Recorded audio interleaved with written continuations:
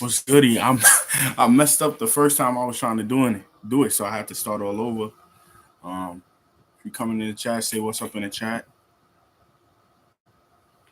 Well, we here. We are here.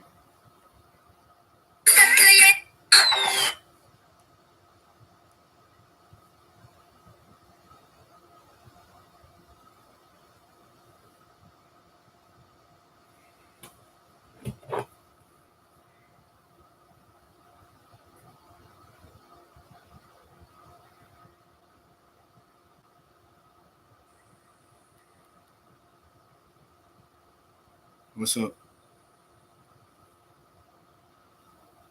What's up?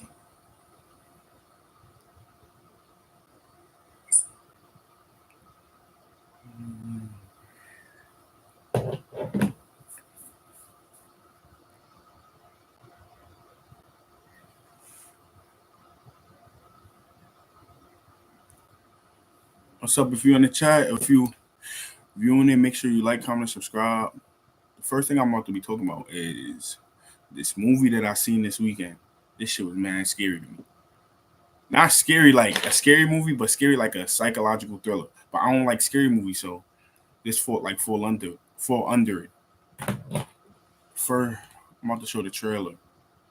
If you heard it about it, it's called Blink Twice.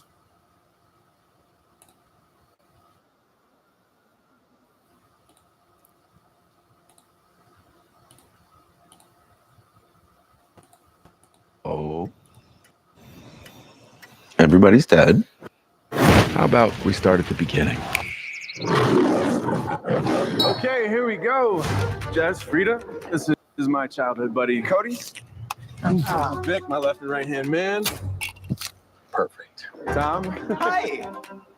All right, who did this? This is Frida, Sarah, Frida. Cute nails. Thank you. This is our resident wonder boy, Heather, Camilla. Hey, what's up, man? I don't know who that is. We're going to my island for a few days. Do you guys want to come? This is crazy. Did we just jet off to a billionaire's island with a bunch of strangers? Oh, he's not a stranger. He's Slater King. Everybody say, making memories. All right, so I'm gonna stop it right here because I want to break this down in the beginning. All right, so he introduced who everybody is in the movie. This is why it's scary to me because in the movie, once you get towards the end, and I'm gonna say spoiler alerts throughout this, so the people that's watching, if you haven't watched it, you could go watch it. So if you don't want to hear me talking about the spoiler alert, or you don't want to hear me spoiling the movie because you ain't see it, go check it out. But he introduced who everybody is. So it's 1, 2, 3, 4, 5. It's 5 girls, and there are 1, 2, 3, 4 guys, and then it's the maid right here. That's the maid, I believe. I'm not sure, but I think that's a maid. That's a part of the show. So it's 4 guys to 4 girls to 5 girls. If you just think about it, he's basically having a party in a big ass mansion, and he brought girls. So what can you assume? The guys, they're gonna each have a girl, and they're gonna do what they do. That's what it is. Like that's what a 2-man is. That's what when you have a party, when you have a small party, a small get together, and you have your bros there, and you bring women. That's usually how it is. The guys get the girls, and the girls get the guys, and they mingle, and you pick whoever you pick, right? So, what's scary about this movie? One, let's just start with the beginning. Imagine a rich person says, "Yo, pull up to my mansion. Are you going?" I don't know if I'm going.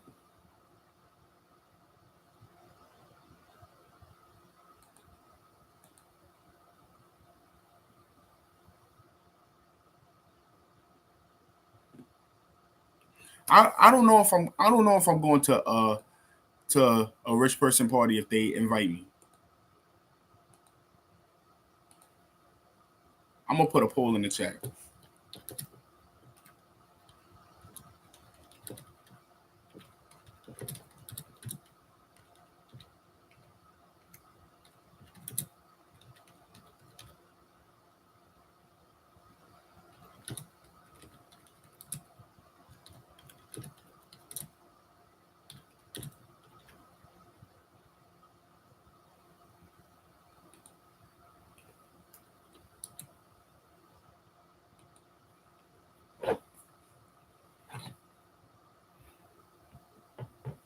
I don't know if I'm going.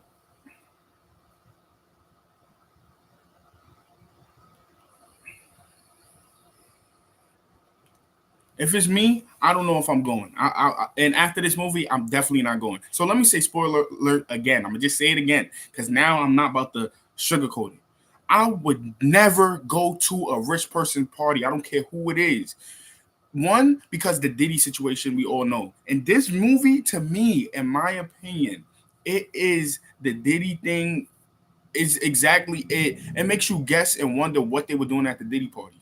The men right here, they started taking advantage of the women. So I'm gonna say trigger warning as well for any SA and stuff like that. And they just drinking and stuff like that and smoking weed and being under the influence. And during a part, the guy that the rich guy that introduced everybody in the trailer, Channing Tatum, he like he basically drugs them or gets them under some like it's like a perfume, like some type of chemical, and they forget what happens to them while they there, but they know that they having fun. Every day they waking up and they having fun, or like they saying they having fun. So let's get back into the trailer. You having a good time? We're having a great time. We're drinking champagne and we're eating amazing. And he keep on asking them, are you having a good time? Are you having a good time? He giving them good food, everything. So you're not even thinking about the stuff that you're forgetting. You're not even realizing that you're forgetting stuff. You're just having a good time. So you just keep having a good time. You're not worried about what you're not forgetting. You're just remembering the good stuff that's going on. Ooh, thanks. So do you think the human sacrifice is before or after dinner? The legendary parties of Slater King. Not what I thought it was gonna be. We still have fun. It's just a little different now. What do you mean? Phones, please. Wait, for real? You don't have to do anything that you don't. Okay, so you see how they say phones, please? I don't care what nobody say. I don't care. I don't care if I'm jaded or if I'm just saying, or if I was in a situation, I would not do it. But as soon as they say phones, please, why do you want our phones? Even though Channing Tatum in the movie, he's like, yo, you don't have to do it. Nigga, they're lying. He's just trying to say so it don't feel like he's forcing the people to give them their phones. But he don't want you to have your phone. And I just seen a video on Twitter of Diddy walking around to his kids, to everybody saying, phones in the bag, phones in the bag. When you think about it, you're like, oh, don't have phones in the bag because you don't want people being in your business. But I don't care about that. As a safety precaution, I am having my phone on me. I don't care what nobody says. I'm keeping my phone on me, or I'm just not giving in, or I'm acting like I don't have a phone. But he says phones, and they not. Some people not jacking it. Like some of the girls not jacking it. Like the one girl, she said, "Why we got to give in our phone?" But she still gives it in. Don't want to do. I'm having a great time here. But I also have this feeling that I'm like, nah. Where's my knife? Who has my knife? Oh, dude, your eye. What? Oh, no, I know, right? There's something weird going on here. Everybody's smiling, laughing, like 1960s flight attendants. Like, are you having a good time? I'm like, yeah, I'm having a great time. Did you feel it? You see, the one person that was skeptical and that was like, yo, why do we have to give our phones? She's starting to realize, like, yo, aren't you realizing that something feels weird? But in the movie, you start to realize, you see that after she gets bit by a snake, this venomous snake that Channing Tatum is talking about, that's why he has the maids and the people there. They're trying to like kill all of the snakes. That's why you just seen in I think it's a few seconds ago. You seen the My knife? Who has my knife? Oh, dude, your eye. What? Oh, no, I know, right? There's something weird going on here. Everybody. You see her, the maid. You see her with a snake because they're killing the snakes. Because you eventually realize they're killing the snakes because the venom in the snake makes you start to remember. And when this girl, when she gets bit, she starts to remember. Yo, you see on her hand, this is like 2 bite marks. She starts to remember the stuff that's going on, and it becomes a point in the movie where the maid gives the black girl, her friend that she was speaking to, gives her the snake venom to drink. She drinks it and she started getting like flashbacks of stuff that was going on. And when I tell you the flashbacks alone scared me, they scared me, and I don't think I'm bugging. This place. Where's Jess? Jess is the girl that got bit that I was just talking about. Her friend. Who is Jess? My friend. But they don't remember Jess because the perfume that they spray in the chemical that's making them forget, they don't remember Jess. That was in the room next to mine. Wake up! Wake up! I feel like we're forgetting like a lot of stuff. Okay, but like, how? And they have the pictures. You see, they got pictures. And I'm telling you, this. I don't care what nobody tells me. This is everything equates to the stuff that we hearing about Diddy. They saying that Diddy had pictures. He has recordings of the situations that was happening at his parties. And another thing about this movie, you see that everybody is wearing white. What is the thing that everybody's been saying about the Diddy parties? They all white parties. That's what I've been hearing. That's what I've been seeing. Every time I see them having a party, everybody's wearing white. In this movie, everybody's wearing white. Look, you see what I'm saying? Everybody's wearing white. Something making us forget. Something making us forget. Right during this part, the stuff that they drinking is because the black girl, once she realizes her friend is gone, she goes and she tells that girl that was sitting down on the bed that says, yo, something is making us forget. They figure out, oh, it's the venom that makes you remember. So they find a way to get the other girls, these two girls, to drink the venom without saying that it's venom. And because everybody's under the influence, you're gonna drink whatever you drink it because you just want to have fun. So they drinking and they just drinking and drinking and drinking, and later on they start to remember, or like the music is saying, they start to wake up.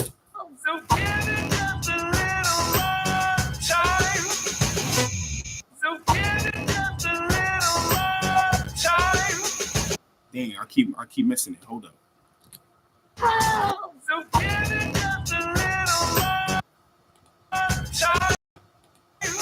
I just caught it, bro. Hold up.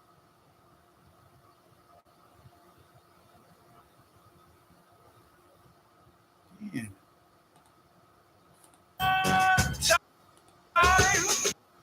Well, I can't catch it, but that lady that's saying shh, she has that green stuff in her hand. She gave it to her to drink, and that's the venom that I was just speaking about, the snake venom. Uh-oh. We need to know what's really going on.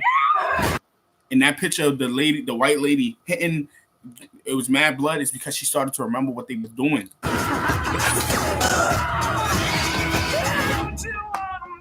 And when I tell you it was scary, when I tell you this movie was scary, bro, I'm it's no cap.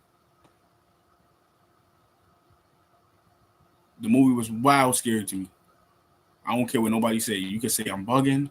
You can say whatever you want, but that blink twice shit, I'm not. You can't pay for nobody party. But another was made me think. Besides it being scary to me, bro, I don't like scary movies. But besides it being scary, it was mad realistic because, like I'm saying, everything that happened in the movie was similar to the stuff that they talking about with the Diddy parties. And when you get to a certain amount of fame and you get invited to these rich parties, and that's why I asked the question in the poll, which I go to a rich person's party if they ask you. Me, no, because I don't know what they doing in there, and they have the money to do all of the crazy shit that they want to do and get away with it, and people not talk about it.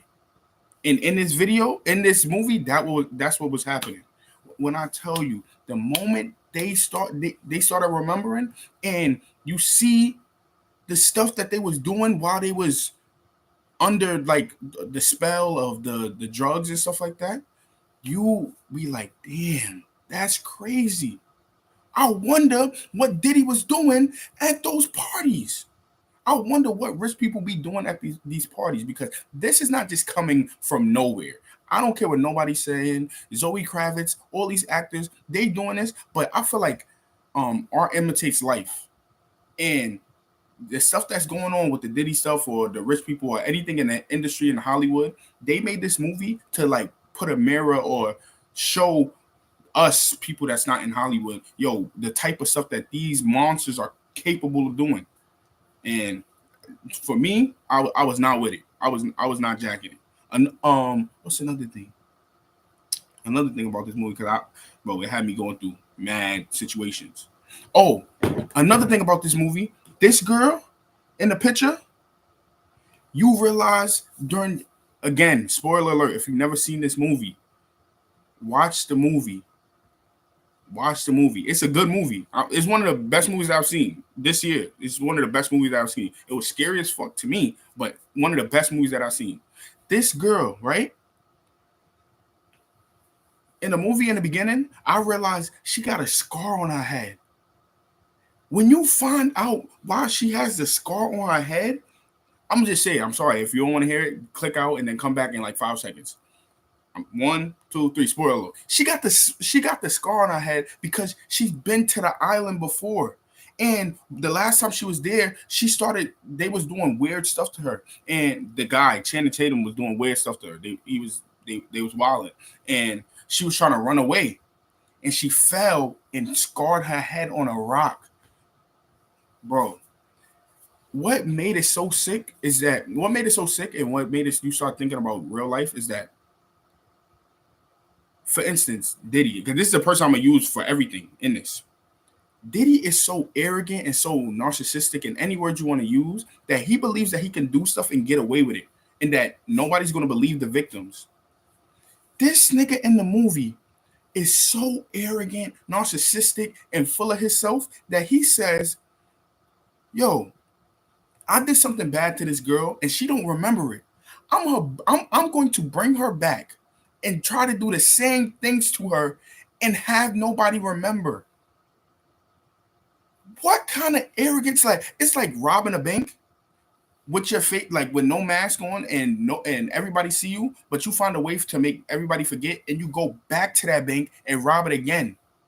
What kind of arrogance is that? Why not go somewhere else? Why not rob another bank? Because you don't care. And that's what these celebrities do. They do not care. And that's crazy to me. That's crazy to me. Another thing that I noticed in this movie is that these motherfuckers don't care about even like doing the crimes that they doing and just perfecting it and making sure no clues are left. There's parts in the movie where the girl right here, she starts to realize, yo, every morning I keep waking up and I got dirt under my nails. Why she got dirt under her nails? Because they're in the forest or whatever, they might run away. And she's dragged, like she's clawing the dirt, so like they won't get her. Like they pulling her and she's clawing the dirt. It's just crazy.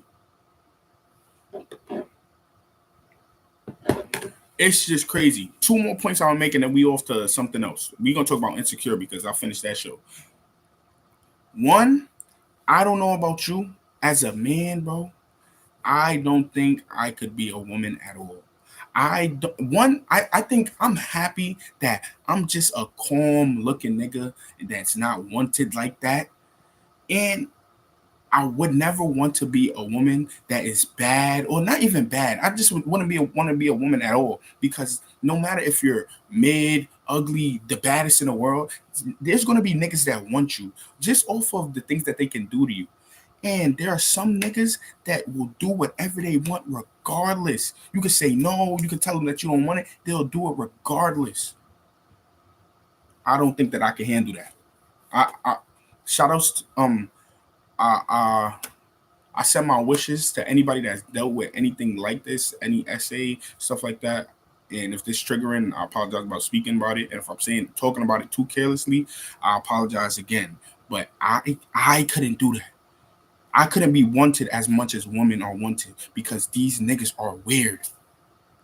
I don't know. I know sometimes it's easy to just say, sometimes it's just easy to just say, yo, I would have left, or I would have not put myself in that predicament.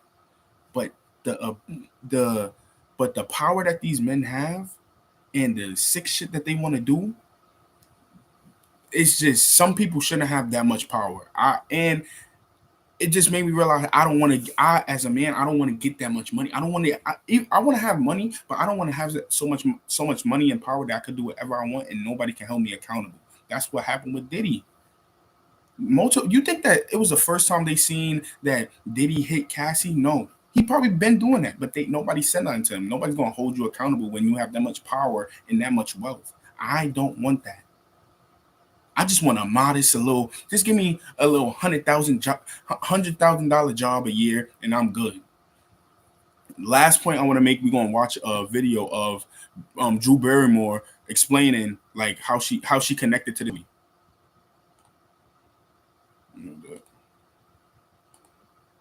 Okay. That I was looking to find it inside of me, and what is it about? A big part of it was I used to be a blackout drinker.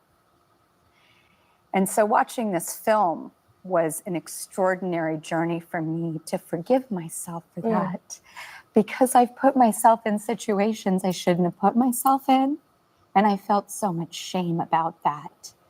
And that's what I'm gonna put. But that alone, I can't imagine wanting to go outside and have fun and drinking and getting lit. If you, as a man, there might be people that want to take advantage of you, like steal your money, and on rare occasions may want to take advantage of you sexually. But most of the time, in my perspective of what I know, trigger warning again. If you don't want to hear this essay type of thing, I'm talking about the movie Blink Twice, where stuff like that happening. I can imagine wanting to have fun with my friends, and I get a little bit too carried away drinking or smoking or whatever, and I'm under the influence, and I don't remember where I am, and I wake up with a nigga beside me that I don't know, that I'm not even attracted to, and this nigga took advantage. I could not do it, but again, to all the people that has gone through stuff like that, I send my prayers, my deepest apologies for the stuff that y'all been through, but I could not experience that, and women are more tough than me. Women are way more tough than me. Next thing, more lighthearted. I'm done with the Blink Twice thing, because that movie was too much. I'm not even gonna lie. I could not sleep last night. I was up tossing and turning. I thought that nigga Channing Tatum was gonna come in the crib and do something. Not to me, but yeah. All right, so I just finished Insecure, and I'm gonna keep it with you. Insecure is a good movie. A good movie. Insecure is a good show. It's a good show, but it has the soundtrack is too OP. These niggas are playing Frank Ocean. They're playing Jasmine Sullivan. They're playing Lucky Day. They're playing every fire R&B artist in the world. And not only are they doing that, they having a relatable ass. Every episode is mad relatable. So how can it be trash if the music is fucking fire? Then the episodes and the stuff that they're going through is fire too, because you can relate to it. So it's like, you ever been doing something and you just imagine, yo, what song would play for this? In this show, that's exactly what everything is about. She just living life, and the best songs in the world are just being played in the background. And I don't know about y'all, to me, that just adds a little bit more fire and flair to the show. Now for the show, a big thing I want to speak about is I believe Issa Rae as a character was trash. It was too much. Like, it's like 3 to 4 seasons where it's just mostly about men just trying to find a partner. And I'm saying that even if Issa Rae, if the main character was a guy, and the only plot about them was about finding a woman, to me it would be trash. To me, I don't know, maybe other people may like that. To me, that I take points off for that. Then when she starts to get to the like trying to chase a bag, her friend, we're gonna talk about friends in this. Her friend reminds her or like checks her and says, "Yo, you like to be in mess." And I was like, I agree. Her friend was right. Everything involved in this lady's life, it has to be messy. Why do you have to put yourself in these predicaments? And like, but then again, it's a TV show, so I'm not even gonna go that crazy on that point. The last point I want to make about this show, besides it was good, I like the show. Issa Rae and her friends, I gotta find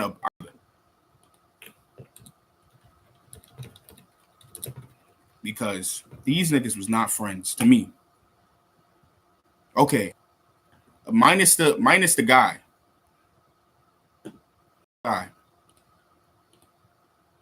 These motherfuckers was not friends to me. Okay, so this Issa, if you haven't watched the show, you probably watched the show. This show is mad old, so there's no spoiler alerts. This is Molly. Molly, she's bad to me. She's bad. Molly, that's her best friend. But Molly is shady. Excuse me. Molly is shady to me. And although she helps Issa a lot with like money and stuff like that, and she always involves herself with the drama, Molly is shady and she's rude, and sometimes she's very, very mean. To me, if I had a friend, she wouldn't be my friend. I couldn't be friends with Molly. I couldn't, because she's too mean, bro. You don't have to talk to me like that. Don't talk to me like that. Don't try to, like, if we having a conversation, we going back and forth, don't try to slip something in that is personal. I don't do that. Kelly, I think that's her name.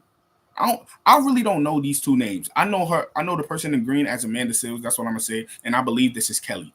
Kelly, she is cool, but she's annoying and she's not funny. She's not that funny. This show is supposed to be a comedy. To me, the jokes is trash. Issa Rae is not funny. She's annoying. It's like Tiffany Haddish funny. Tiffany Haddish is not funny to me.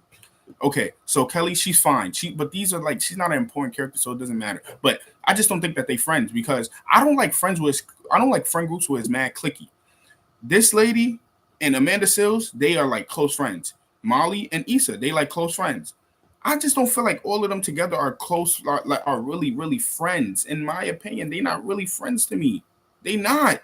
This lady, a lot of stuff happens in the show, or like it's one specific thing that happens in the show. Issa's ex, like important ex, they was together for 5 years, starts fucking with this lady in the green, Amanda Seales, like friend, one of her friends, and she never tells Issa. How don't you tell her? And Issa start getting close with the guy that Issa start getting close with the girl that's fucking with her ex Lawrence, and the girl and Amanda Seales that knows everything. I think her name is Amanda Seales. Whatever, Amanda Rye, one of them shits. Amanda, the girl in the green, she knows everything and she doesn't tell her because she's pregnant. These motherfuckers wasn't friends to me. Outside of this nigga right here, the nigga, he's probably the best guy in the show. He be calm, chilling. He just ride with his girl. These motherfuckers, these four, they were not friends. And it just reminds me of a thing that Joe Budden be saying. I watch Joe Budden podcast, so I refer to him a lot. Women don't be friends, bro. These motherfuckers wasn't friends. I feel like they was just friends for convenience. And let me not make it a woman thing. People in friend groups, they really don't be friends. It'd be too much fake. It'd be too much fake talking behind each other back. Oh, you got a problem with this one, but you're going to tell the other friend, but we're all in a friend group. So you expect me to hear you talk bad about one friend and never go back to that friend and put me in a predicament where I got to choose? That's not friendship to me. I'd rather have no friends. But then again, that's why I don't have no friends. So that it is what it is. But the show was good. And it had funny moments sometimes. But it was a show that I could have finished in one day by skipping, but I had to watch almost every episode. Now we're going to get into sports. So I did a video about Colorado. Or I didn't do a video. No, talking about Colorado. And I just want to say, bro, Colorado is not bad. And I'm a person that, like, the first 3 wins that Colorado got, let's go to these like they send in their schedule. Okay, versus North Dakota, this is a FCS team, bro. It's a good FCS team. But Colorado was supposed to win this game, and they won, but it was a close game. And a lot in this game, you seen that Colorado still had stuff to work on. Like, let's see in this game. How many times Shador got sacked? Let me see. Oh, he actually didn't get sacked a lot. He didn't get sacked a lot. But it just wasn't a clean game. I remember I don't remember exactly what happened. Like, he threw a pick in this game. It was a close game, and it wasn't supposed to be a close game. It just wasn't a great game from Colorado. And they didn't look very special. Oh, another thing, they didn't run a lot in the game, and that's something that everybody been talking about. They need to run. So it just looked like the same old Colorado where Travis Hunter and Shador were just throwing and just playing catch and beating a team, but they didn't even beat them by a lot. Then Nebraska. And before I continue, I am a Colorado fan, but I want them to play good. I don't want them to play mid. I don't want them to play how they played last year. I want them to run. I want them to execute, dominate, especially against teams that you're supposed to dominate against. Then they played Nebraska. They got spanked. There was nothing that they could do. Nebraska defense was smoking them. But something that people were saying is that they respected Colorado's defense in the second half because, as you can see, they didn't let them score in the second half, and that's something that people were starting to push that narrative. But I was like, nah, I didn't believe that, and I wasn't a part of that crew because I felt like Nebraska just didn't want to score. Like they wasn't really trying because every game since this that I've seen from Raiola and stuff like that, he's been cooking. Like there was only one game where he was under 200 passing yards, and that's when they were spanking Colorado. So I was just saying I didn't think that they was really trying, but they lost that game. So people was still talking bad about them. But there were some people that was believing. Then they played Colorado State. And this is a game that they were supposed to win. Colorado State was not good, not better than them. They just weren't. They were supposed to blow them out, in my opinion. But they still blew them out, but I'm saying by even more. They were supposed to get put 40 points on them. They still played good, but they started this game. This is when they started to run a little bit more. And then you go to Baylor. They beat Baylor, but people still not believing. People still talking bad about them, especially because they're not running as much as they need to. This is probably the game where they finally hit 100 rushing yards, I believe, as a team. Let's see. Yeah, they hit 91 rushing yards as a team, and that was good. That was good enough. And they got 3 rushing touchdowns, so that was good enough. Now, this last game is when you start to put it together. And in Baylor, they only allowed 1 score in the second half. So people that was believing that second half, the defense is getting better and they're shutting teams down in the second half, people are still running with that. And no cap. I was starting to see it too, and I was wrong. They were starting to do that. Now for UCF, playing UCF, they kicked UCF ass. Like, I think I need people to understand is that people were saying that UCF was going to beat them by 15 points. And UCF was the number 1 running team in the country. And people were saying, me included, that Colorado can't stop the run. I thought Colorado was going to win. I have proof that I thought that they were going to win. But I thought that they wouldn't be able to stop the run. And you could say that they didn't really stop the run, but this team, UCF, they usually run for 200 plus. So getting them under 200 is really, really good. They stopped the run, and for all intents and purposes, they did good on defense stopping the run. And a lot of people was talking about Colorado can't run, and Colorado outran them. I'm talking about carries wise, yards per carry. They got 4.4 yards per carry, and they got 4. And UCF has 4 yards per carry. They good. And then the defense, they only allowed 1 point. They only allowed them to score 1 time in the second half. This was a good win. I don't know how people could change it and now say that UCF was mid, UCF was not that good, Colorado was supposed to win. You can't do that. Do I think that Colorado's supposed to be ranked? No. And I hope they don't get ranked. I don't think that they deserve to get ranked until they beat a team like it's not next week. It's the following week after next week. Beat Kansas State. I believe they play Kansas State. Let me check. Yes, beat Kansas State, a ranked team, and then you should be ranked. And I have a bet that if they get 7 wins, If they don't get at least 7 wins, I have to dye my hair. So I need them to win. It's some teams that people think that they just going to automatically beat. They think people saying that they're supposed to beat Cincinnati, I believe, and Texas Tech. So if they beat Kansas State next week and then they get those games that they are supposed to win, I don't have to dye my hair and I'm happy. But I'm happy for Colorado in general because I fuck with Dion. I fuck with Shador. I fuck with Travis. I'm not really a big fan of Shiloh, but he's cool too. And I fuck with Deion Sanders Jr. I'm talking about Shiloh as a player. I don't know none of these people. I'm just talking about at the stuff that they do. I fuck with Dion as he's cool as a coach. But let me show this clip because I'm a person that said I don't know if he be coaching, but when I see this, this is coaching. This is the stuff that I wish. This is stuff that I wish I could see more, but you know, how we fans, we can't see this. Hold on. Okay. Go. Take a shot at driving coach. Here's what I want. Let's try to get a comeback out of bounds. Get for the play for the field goal.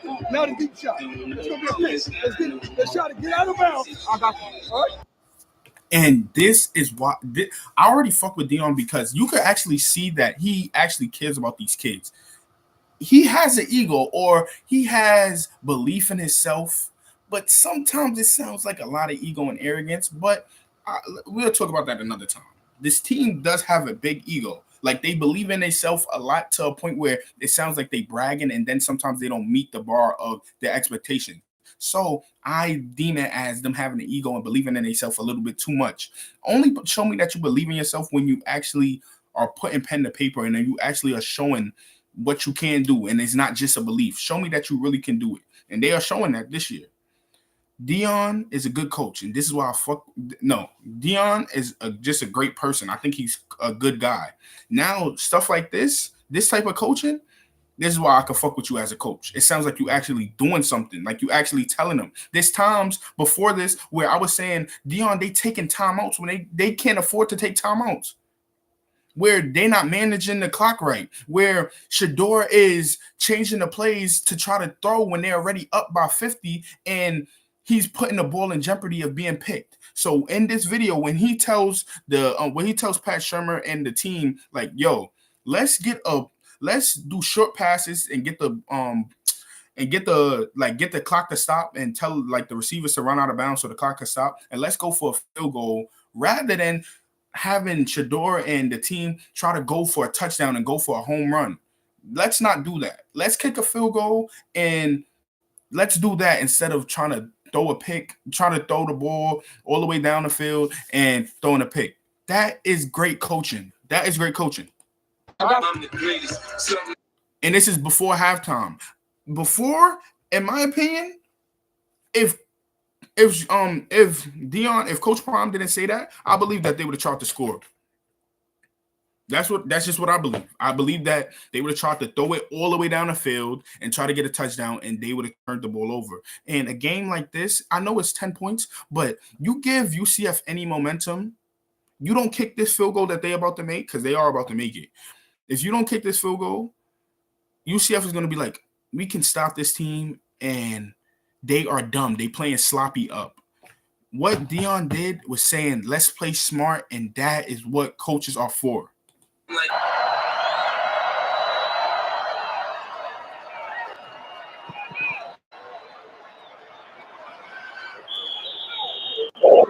Michael Welch.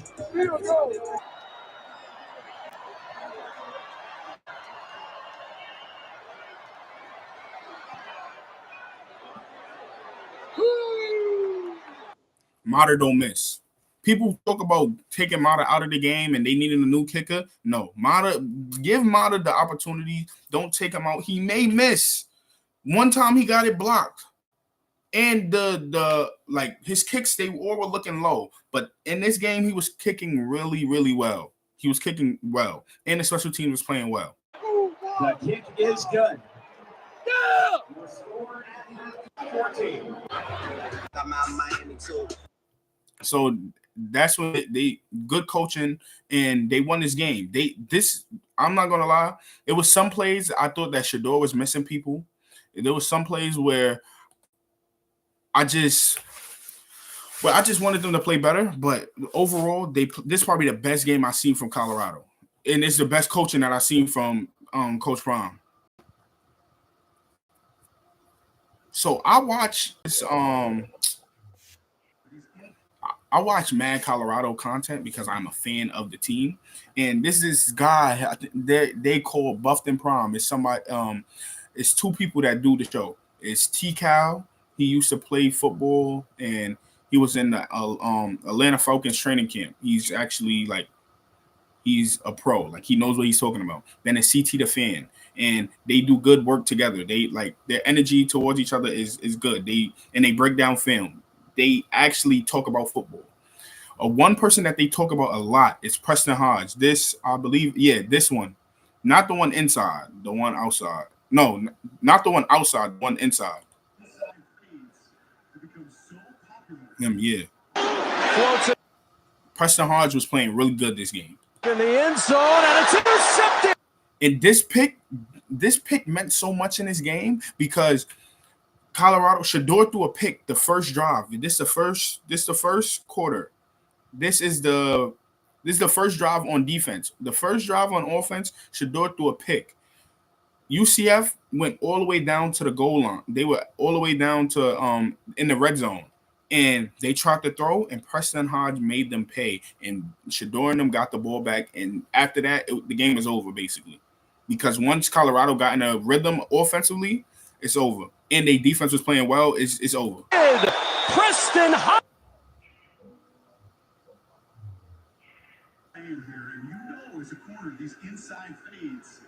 Yeah, that's just good defense. And that guy that he's guarding is that was like their best. That was their best. He just played well. And stuff like this,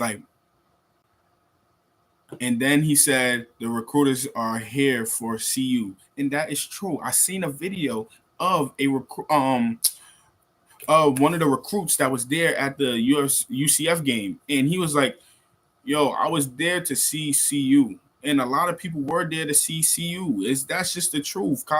Colorado is people want to say that Colorado is irrelevant. I heard people say that before. I heard people say that he shouldn't be talked about so much. But the truth is, a lot of people are watching these Colorado games. That's just the truth. They are.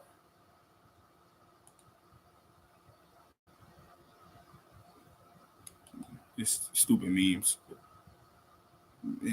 It just be bad. I like how, as a fan, if you go to a game and you got a sign bigging up your team and then they get spanked when they were 15-point favorites, how do you feel?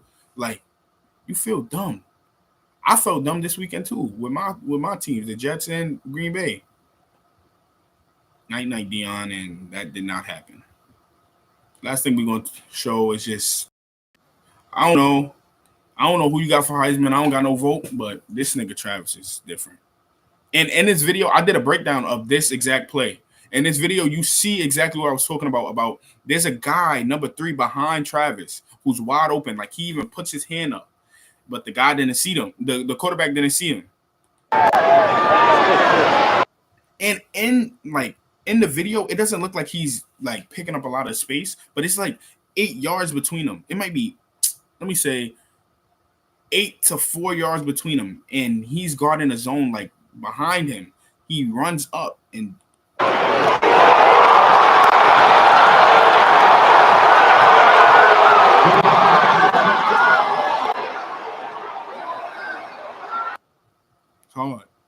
hard. He's nice. He's nice to me. Yo, if you in here, make sure you comment in the chat, say what's up. So let me get one like out of the 3 people in here. Just tap that like button. Next thing we're gonna talk about is how I looked dumb this weekend for believing in my team.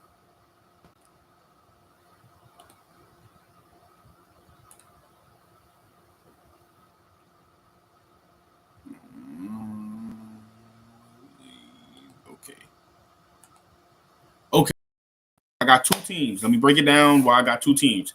Green Bay is one of my teams. They're one of my teams because Aaron Rodgers used to play for them, and they were my team. Aaron Rodgers is my favorite player. I was a fan of the Green Bay Packers, so they cemented as my team. Then the Jets are my team as well because I am a person, I go where my favorite player goes. I root for my player to win.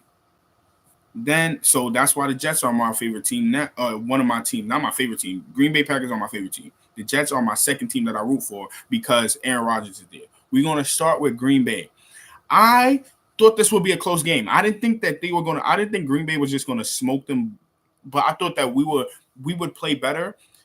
I thought that we would win this game because this was Jordan Love's first game back. And these stats look deceiving. I don't care. Like it says he threw for almost 400 yards and 44 TDs. Let's look at what this nigga really did because Jordan Love did not play how I thought he would play. Jordan Love was ass to me. This nigga Jordan Love got sacked one time. Yes, he's coming back from injury, so I'll give him that. He got sacked one time. Threw 3 picks. Him doing that alone lost us the game. And why I say it lost us the game? Because there are times where we were close. We were coming back. Like in the second half, we only allowed them to get 3 points. But there were times when the defense got to stop. They get the ball back to Jordan Love, and this nigga turns the ball over when we don't need that. He turned the ball over when we did not need him to do that, bro. We did not need him to do that. That in my opinion, he was a part of costing us this game. I don't think he's the only reason why, because the defense clearly wasn't stopping nothing in the first half. They allowed them to get 28 points. But in the second half, there were times where the defense was stopping him and he wasn't scoring, but he was turning the ball over. Hold up.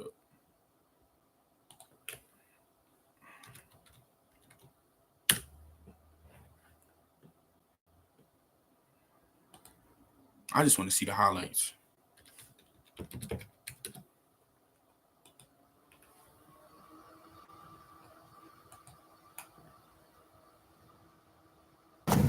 I've got a joy down. And I really thought we was gonna win this game. And if we lost, I didn't think we was gonna lose like this. I thought we was gonna, no cap. If we was gonna lose, I thought we were gonna lose like this. I didn't think we was gonna get spanked.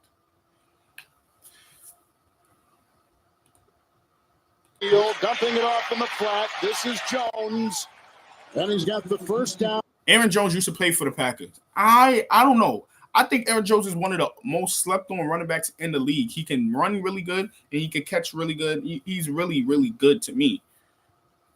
I knew Aaron Jones was going to play good today. Catch and run, taking it out to the Vikings. The ball in the pass. Darnold again with time. Into the end zone. Caught. Touchdown. When I was watching the game, that shit pissed me off. I'm trying to skip past this. I mean, even though, all right, I want to show y'all some of the picks that this nigga Jordan Love was doing, bro. This is you, and this is your surprising hunt. Right there to Wilson, the block by Tom, and downfield he goes, Dobbs. Will Dobbs, my favorite receiver on this team. Who's caught there by Byron Murphy. Love quickly out, and quickly downfield. Love, and broken up beautifully down, and the kick is one from 49. It's 3rd and 8 right now. They need their own 49. Ham was the back. He goes over the top to the left because Justin over Taylor on the pass. Block in there. More rushing yards. Love on 2nd and 8. Blocks all the way around. Right. Love. Blocked by Walker. Love. Of becoming more active. No good. Eric and got by back and down. Van Ness. Can touch the corner and picked up. 3rd down and 7. Like, come on, man. The defense already playing trash. We don't need you to turn the ball over to make the game even worse. Walker the block. This nigga is throwing into fucking triple coverage. That's a bad pass. And he throwing it to Christian Watson. I believe on this play, Christian Watson gets hurt. I don't want Christian Watson to be hurt. I hope he recovers. And if he come back to the team, I hope that he plays with the team. I hate Christian Watson. Christian Watson stinks. He is not our number one receiver. And that's what a lot of people want to say. And that's what even the franchise, they are trying to push Christian Watson as like the number one. Like he's the best receiver on our team. No, he's not. He stays injured. I'm not saying it's his fault. I'm not saying it's his fault. What I'm saying is he stays injured. And when he plays, he doesn't splash off the plate. He stays injured. And when he plays and he's healthy, he doesn't show nothing crazy to me. Now, if some of you guys watch my channel, I am a fan of Kawhi. So you might say, oh, I'm contradicting myself for saying he's trash because he be injured. That's not what I'm saying. Kawhi be injured. But when Kawhi is healthy and he's playing, he's one of the best players on the court. He's one of the best players in the league. This nigga Christian Watson, when he's injured, it's not his fault he get injured. Shit happens. But when he is healthy and he's on the fucking field, he does not show me nothing that makes me believe that he is the best receiver on this team or that we should be talking about him like he is good. He doesn't show me none of that. This play, the only reason I'm talking about him during this play is because the ball was thrown to him. It's not his fault that this was picked off. It's Jordan Love's fault. Blocked to the air. And picked off on the play. Crochet Hill. Linebacker, that's Johnny backing down. Touchdown for 6 by Addison. He gets 10 after he threw the interception. The fake right there to Wilson. The block by Tom and a 20 yards quickly out. Love and field goal. He's from 30. Okay. The kick. The thing that I want to talk about, whoever this kicker is, fire him. Last year, we lost a game in the playoffs that we should have won because of a kicker. If this nigga can't make a kick for 50-yard range, you're garbage. You are garbage. We are losing. It's not time for you to miss a kick. You only have one job. And I'm not saying it like it's one job like it's easy, but that's the only thing you do in practice. That's all you do. You can't make a kick? In what way do you show your value besides making a fucking kick when you need to make a kick?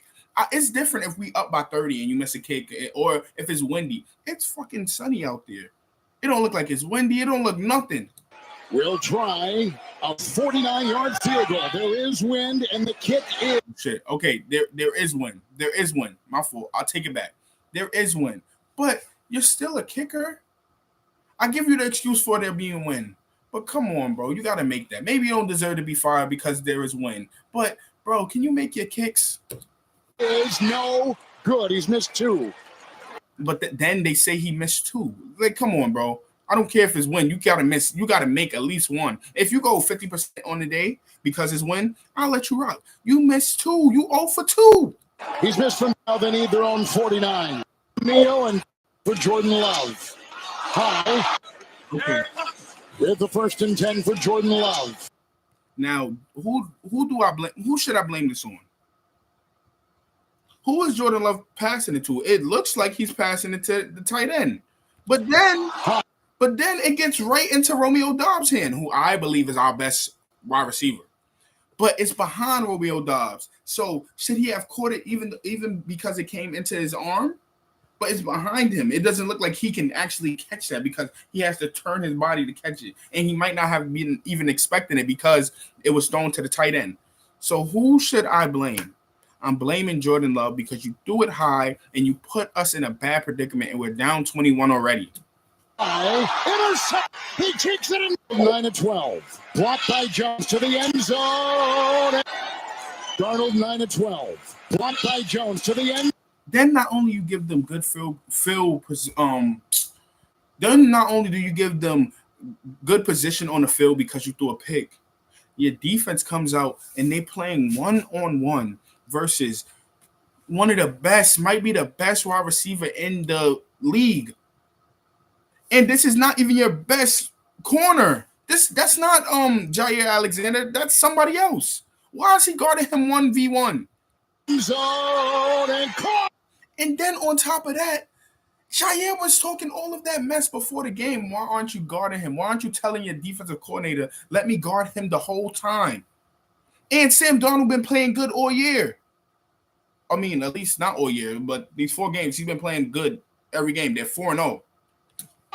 Jefferson, that is a touch placement. Bottom of the screen. It's great coverage. He turns around. With fast signs, see the. It's great coverage, but it's not good enough. I'm not trying to hear that. I don't care what you're talking about. It's great coverage. It's not good enough, bro. Not against. You don't need great coverage versus Justin Jefferson. You need the best coverage, and that's when you put your best corner on him. Okay, this is not the second half. 10, Love, outside. And cause confusion for protection schemes and blocking schemes. Love got away. 10 only rushing 3. Time, Love, deep, and it is incomplete for Melton. And the nigga almost threw another pick to no name on our team. Going block at the left tackle. This is what I'm talking about, confusion. Who's blocking who?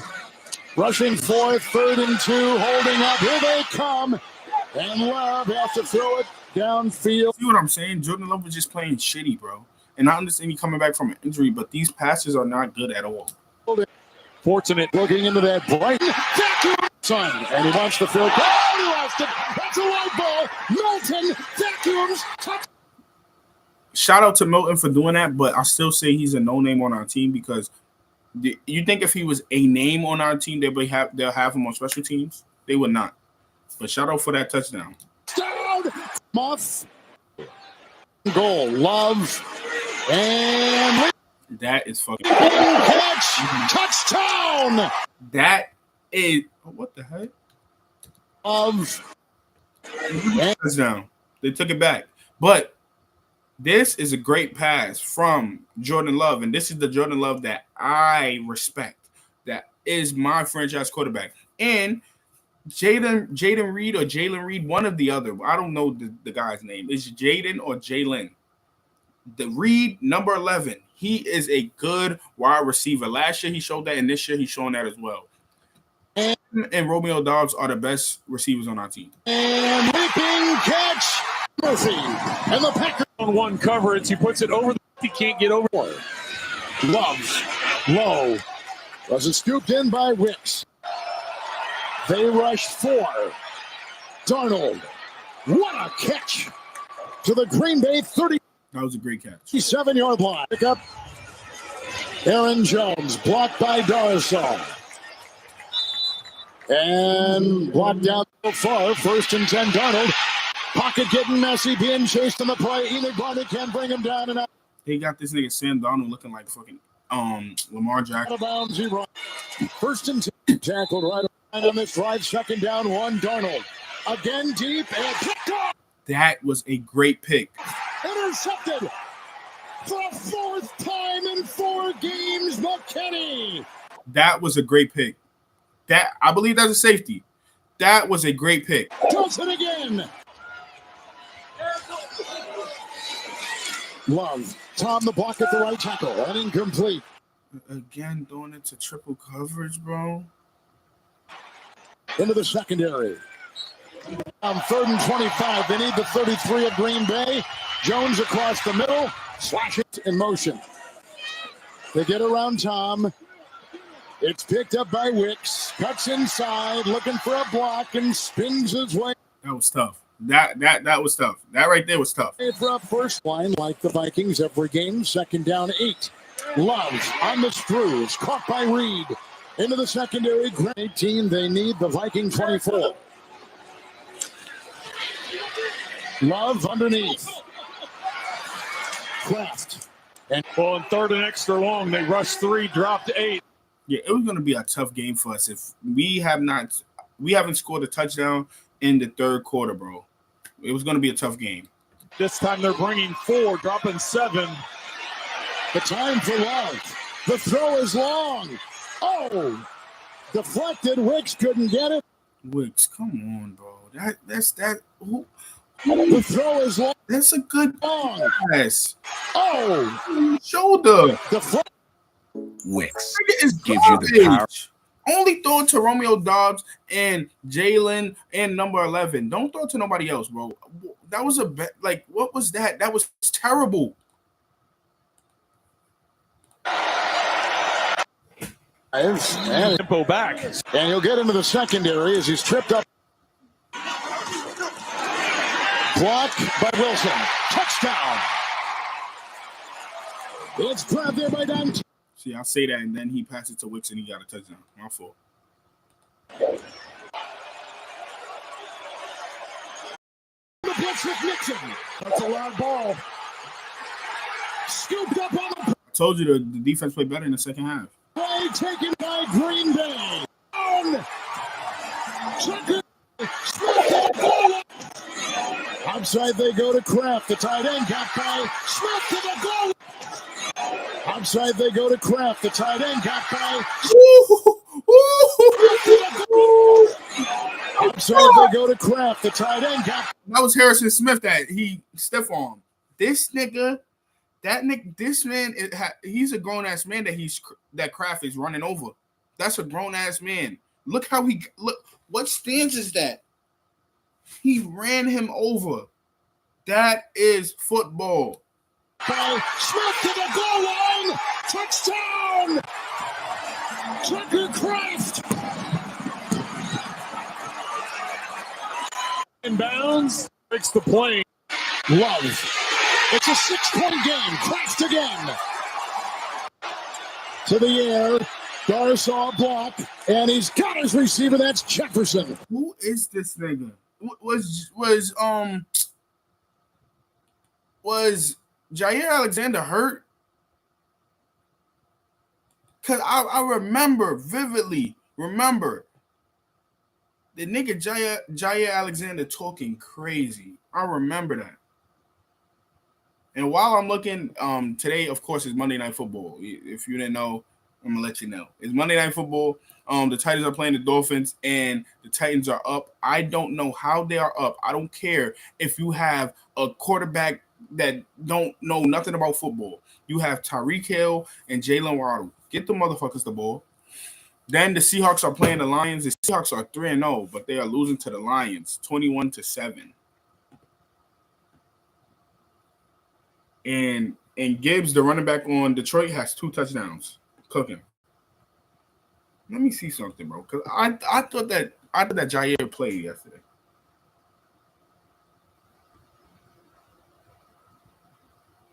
He did not play yesterday.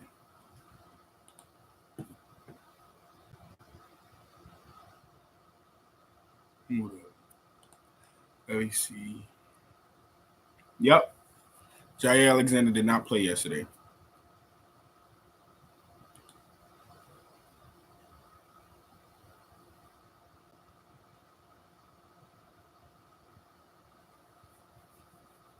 All right, my fault, Jair.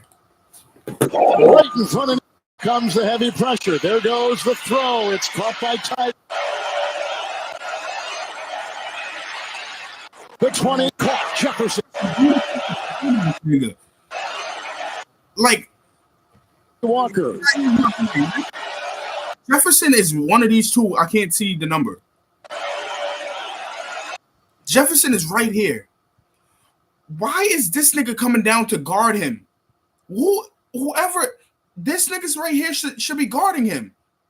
He took 25, maybe 20, nah, he didn't take 25. He took whatever receiver this is.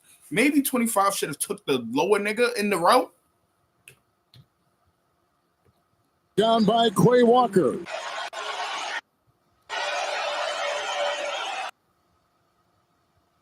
I don't know. If this guy is supposed to be guarding Justin Jefferson, this was just terrible. Or whoever there's supposed to be some nigga right here that's defending this. And that nigga is not defending. It's nobody there. How do you let the best receiver on that team, the best receiver in the league, just run free? Underneath, caught Jefferson. Blockers ahead. He got one at the 30 from Jones. How do you let that happen? You're down by 6 points. Inside the 20 and brought down. Darnold, rifling incomplete. You see, so to me, like, I know that the defense shut them down in the second half and they only scored 3 points, but how can I say that the defense played good if it was little stuff like that they were allowing? You might not have allowed points, but you allowed the other team to, like, use a bunch of time that your team needed. You couldn't get them off the field when you needed to get them off the field. It's a 33-yarder. And deep. He's got the open receiver, Wicks. Damn, I just was talking bad about Wicks. Okay, my fault. You know something that I don't know. I apologize. That nigga Wicks, that was a good catch. I mean, he's wide open. They look like they don't respect him, but Dropping. You can hit that soft spot. Good arm strength there by Smith with the blitz. Love going deep.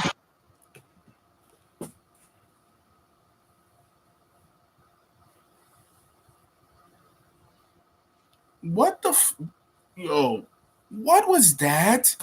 Jordan Love, what was that? I know there's pressure. Yes, he's coming off. He's coming off the edge. He's coming. Pause. I know that Harrison Smith is about to sack you.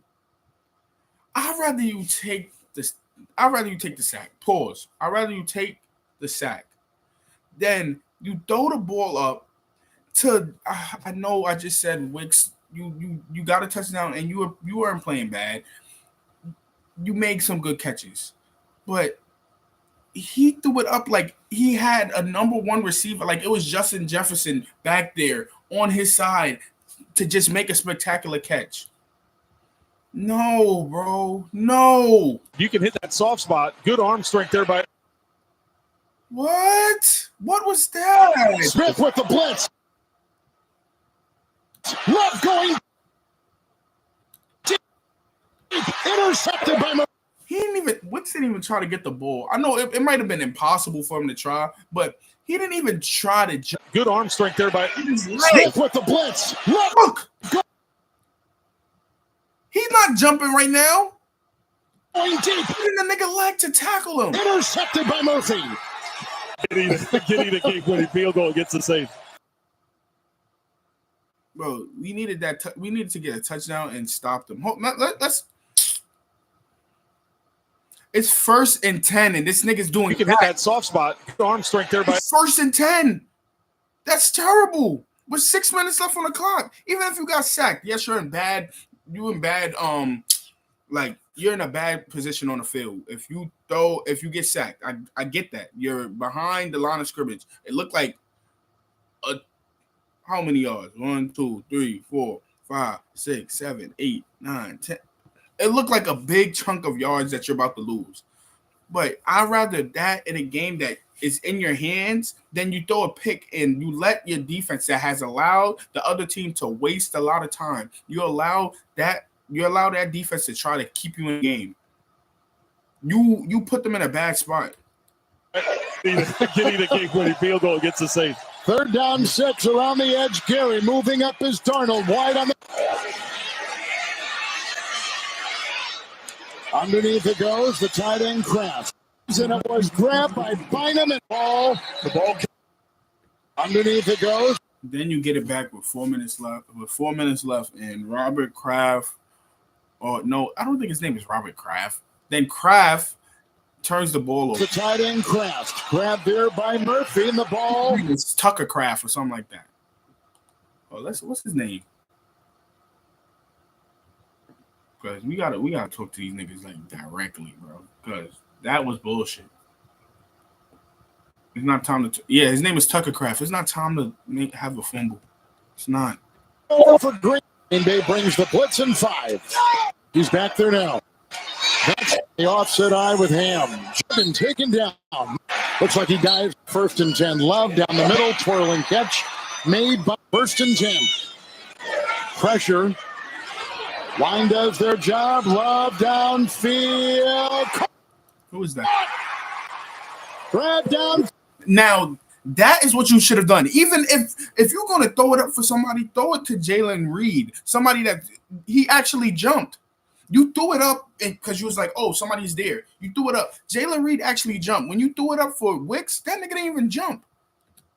Field grab by Reed. To the end zone. Caught. Touchdown. Wicks had 2 touchdowns. I believe 2 touchdowns. Yep. That nigga had 2 touchdowns. You had yourself a day. My fault. I still don't think that you should be getting more targets than Romeo Dobbs. But to each his own. We should never lost that game. I mean, yeah, the team in a bad predicament. And now about the other team that embarrassed me. Just embarrassed me yesterday. I'm not gonna talk about these niggas all day. They like Aaron Rodgers is my dog, bro, but this was a trash game, bro. This is a trash game. You didn't turn the ball over, and you got at the end of the game, you put the Jets in a situation where they could kick a field goal and win the game. You did that. I applaud you for that. But this was a trash game, and you also have excuses for why it was a trash game for you. You were sacked 5 times, and the weather was horrendous. I agree with all that. But if I could give you that excuse, I also have to be real with you and say, if the weather was such a big thing for y'all, why y'all only ran for 23? Why y'all only ran 23 times? Why not run more? Because y'all was only getting 3 yards per carry, basically. But no, bro, run more. If he keep getting sacked, run more than that. Aaron, and then his defense, bro, like, I'm sorry to tell you, bro. This defense, it looks like the defense was good, but they're playing this trash team. How y'all let this nigga get a touchdown in the first place? Y'all did good against him, but he's garbage. Y'all let this nigga run. They have 4 yards per carry. Y'all let this nigga run all over y'all. Y'all let him throw a touchdown pass. He only threw, bro. This nigga got 60 yards passing. And he has a receiver that has 60 yards, 1 touch. This nigga is fucking garbage. And y'all let these motherfuckers beat y'all. The team, like, this is an embarrassing loss. It's just an embarrassing loss. I thought that we was going to easily win this game. I'm not mad. Okay, the weather was bad, and it was a low-scoring game. But even in a low-scoring game against a trash team with a rookie quarterback, there's no reason why we should have lost this game. And you could put the blame on whoever you want to put it on. You could say it was Aaron Rodgers' fault because the quarterback is the most important player on the team. But I have valid excuses for why it can't be Aaron Rodgers' fault.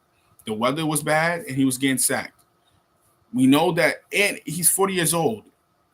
Quarterbacks don't like getting sacked at all, and they change their whole game when they're young. Imagine what happens when you're old and you're getting hit and you're coming from injury. And you're getting sacked 5 times. Your O-line can't stop nothing. And they had a bunch of penalties today. Hold up. Like, because they were speaking about the cadence. The Jets had 13 penalties. And a lot of them came from the offensive line. The O-line has been weak to me. Been mid. Some games they've been cool. This game, they were terrible. You don't put – and then Aaron Rodgers, at one point, he's throwing off of one leg. But at the end of the game, he still gets you into field goal range. And even on a trash game, but I can't put all the blame on him. I'm sorry, bro. The O-line was terrible. The O-line was terrible. He's getting sacked. And they're getting penalties called on him. Then, even if you're saying that Aaron Rodgers was trash that game, if he was so trash and it's his fault that they lost, why not run more? And then if he's so trash and it's Aaron Rodgers' fault that they lost, how does he get you in a position on the field where you could kick a field goal and win this game? And the field goal kicker misses the field goal. He was 3 for 4. His longest was 40 on a day. I think Aaron Rodgers got him to the it would have been a 50-yard field goal. and he missed the field goal, bro. I don't know about y'all, but I don't like kickers that do whack shit, bro. Especially in games you're supposed to win. I'm not watching this whole game. All of these highlights. I'm sorry. Ooh, Derrick Henry. hey, Jake from State Farm. I saved so much bundling. Inspired.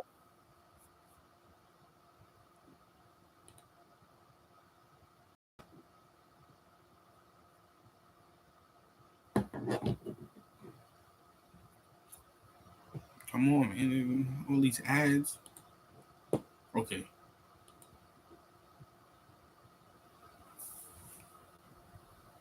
I clicked up from one ad to another ad. All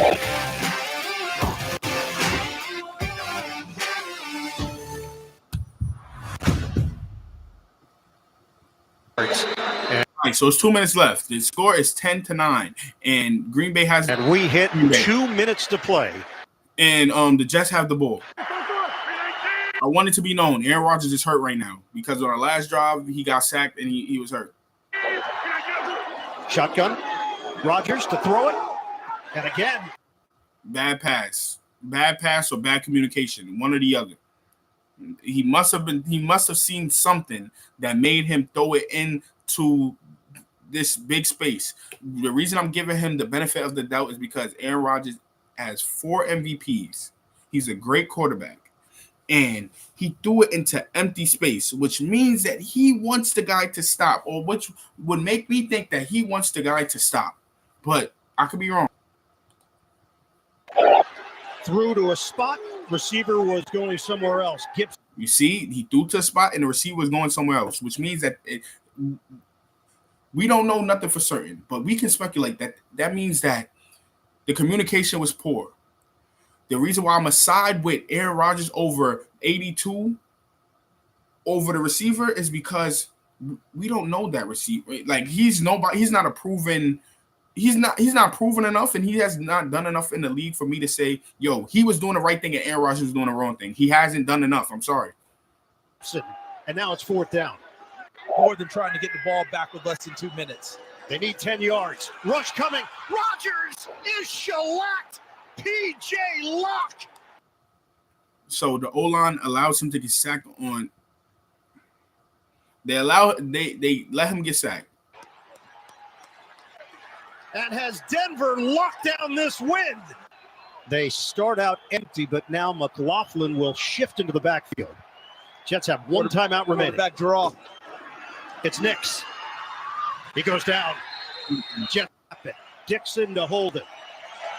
Will Lutz from 50 yards away. 1:27 to go.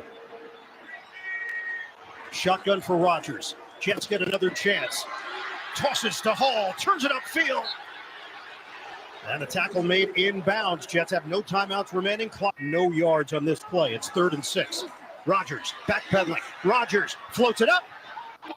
Okay, but look at the pressure. Look at the pressure that he's under. This play, it's 3rd and 6. And you see how this nigga's dragging his foot? Right now, it would be a 50-yard attempt if they get no yards on this play. It's 3rd and 6. Look, Rodgers backpedaling. It's like he can't be on a firm platform. One, because the pressure, also because he's hurt.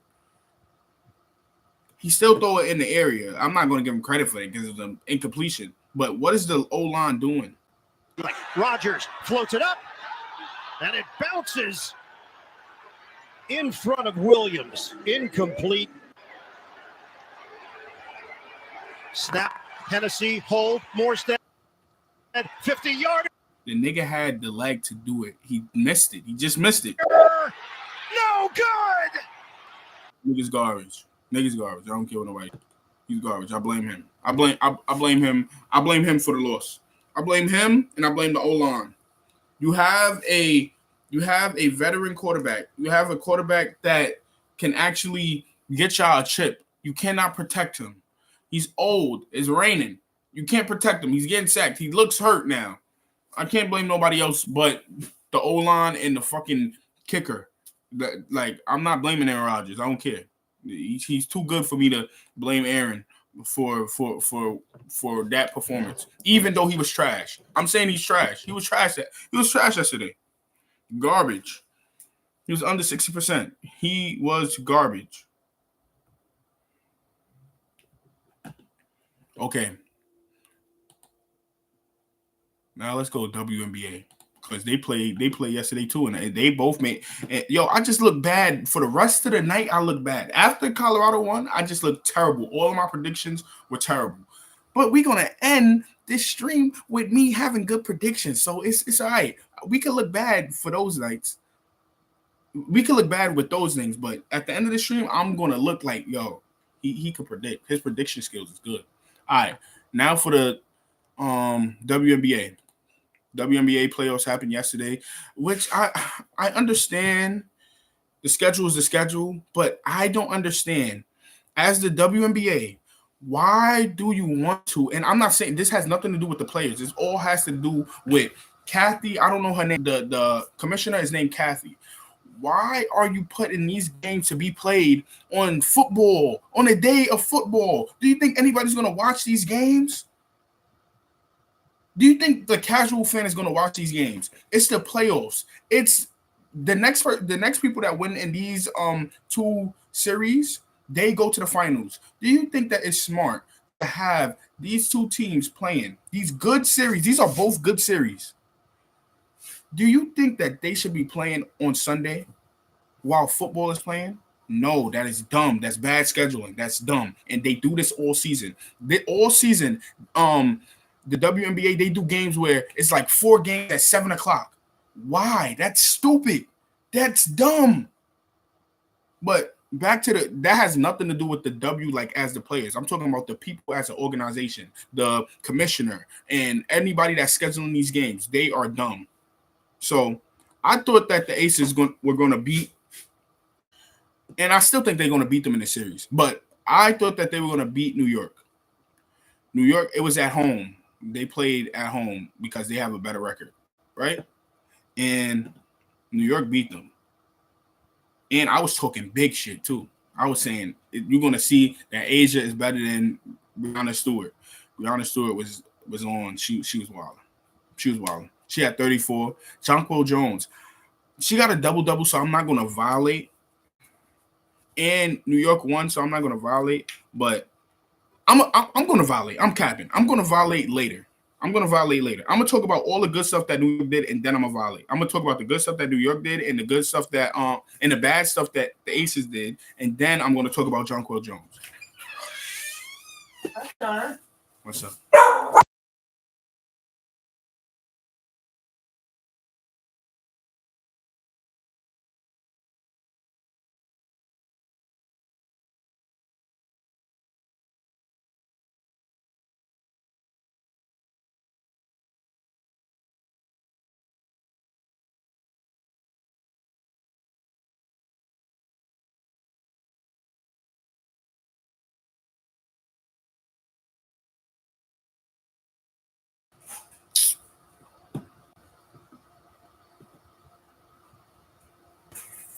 All right. So New York, they were shooting from 3. They were cooking. There's no ifs, ands, or buts about it. They were 40% from the 3. They made half of their shots. Sabrina showed up. Brianna Stewart showed up, and Jonquil Jones had a double-double. They were cooking. Their starters did their big 3, did what they were supposed to do. Shots out to them. The Aces. Asia, she had 21 points. Cool. That's cool. Kelsey Plum had 24 points. That's really good. Jackie Young had 17 points. That's good. And Alicia Clark had 9. That's all of that stuff is good. What is bad is that Asia, you on the court. You know you are the MVP. And in my opinion, you were the defensive player of the year as well. You only have 6 rebounds. That's garbage. 21 points. You needed to have 30 that night. That's just what you needed to. You and Brianna Stewart need to be close in what y'all averages so y'all could cancel each other out. Then you have Kelsey Plum putting up 24 and Jackie Young putting up 17. Those are great numbers. That's what you need from them. We just need more production from you. And Chelsea Gray, she had 4 points. That's not enough. That's not enough. And then Tiffany Hayes, who in my opinion might be 6th Woman of the Year, she needed to do more. Only 2 points. That's not enough. That's not enough. You needed more from them. You needed more from them that night. They lost. I got them winning the next game. I got them winning the series regardless. So I don't care what nobody got. I got the Aces winning. I believe that they're a better team. It was just Breonna Stewart night that night. Hold on, my door, boy.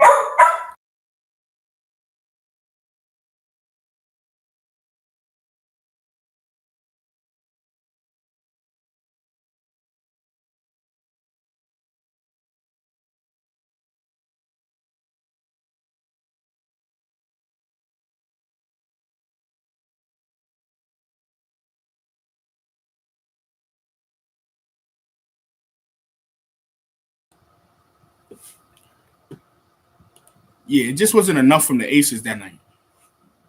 Good thing that Breonna Stewart went crazy because, in my opinion, I give Jonquel Jones credit for getting a double-double and having 12 rebounds. That's great. I give her credit for that. But in my opinion, this game from Jonquel Jones, if she plays like this for the rest of the series, they lose.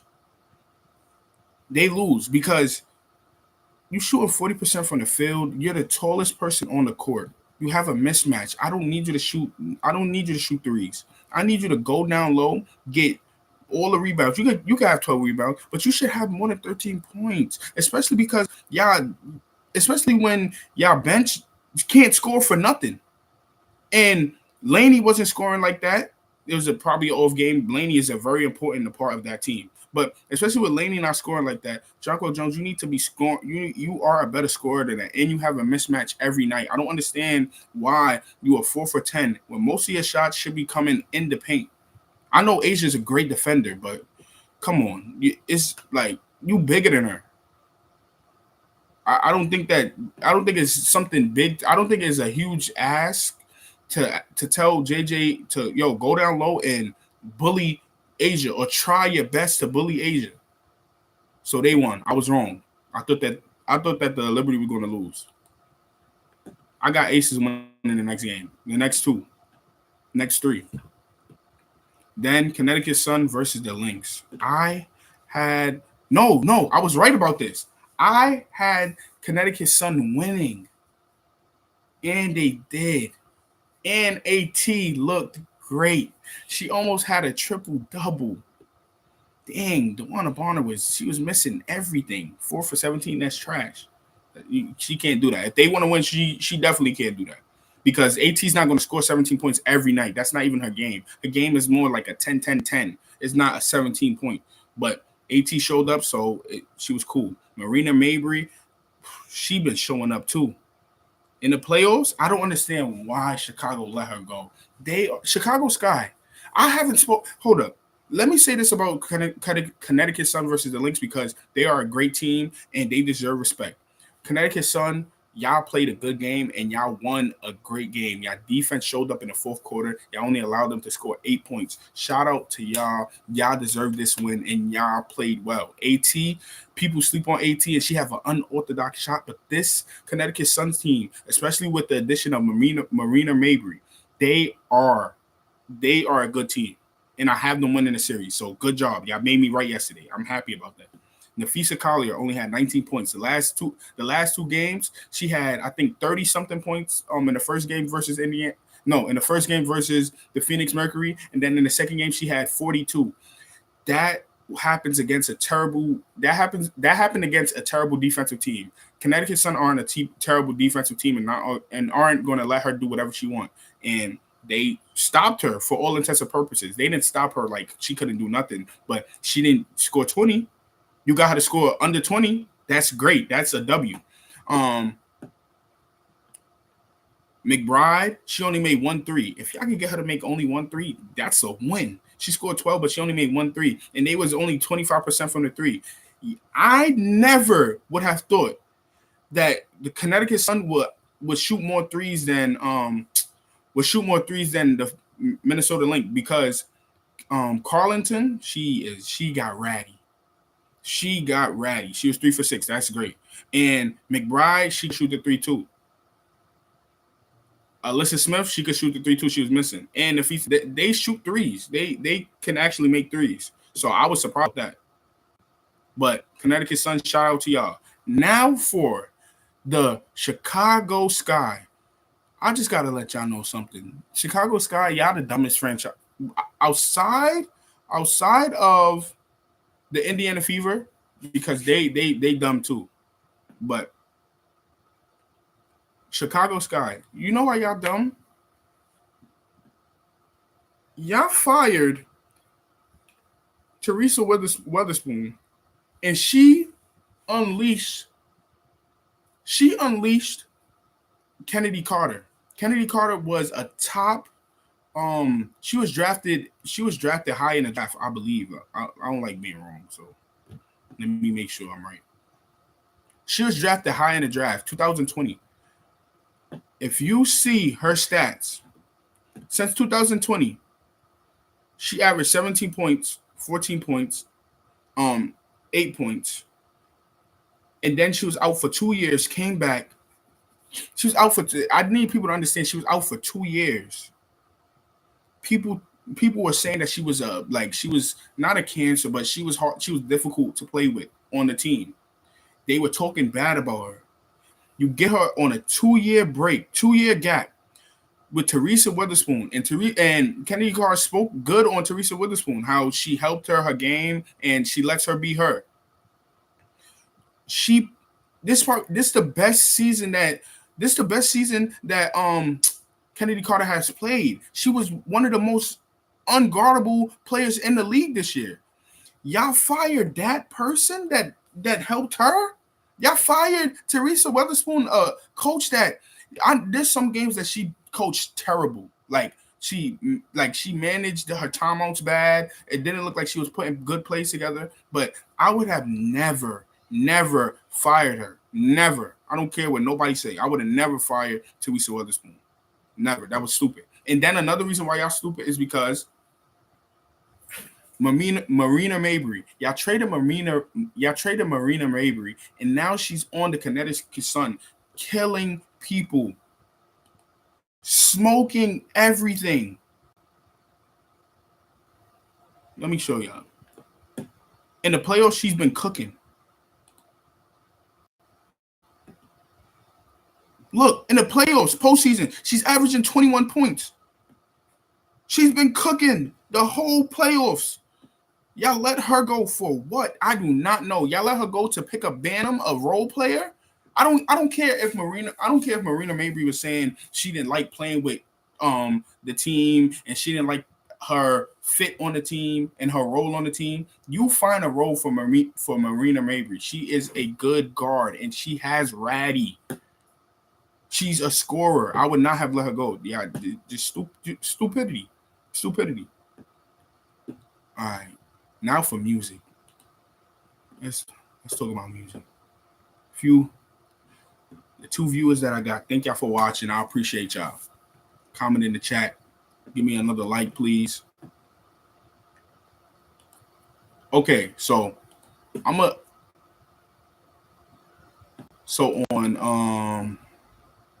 on Instagram, they are killing me on Instagram for a post that I made about LL Cool J.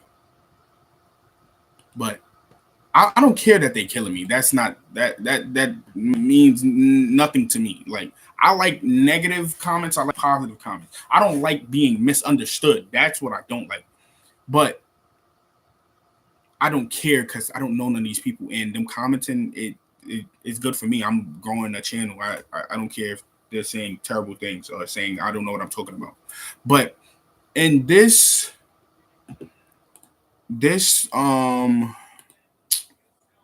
that I did got niggas going crazy on let me see what's the analytics, what's they saying on Instagram.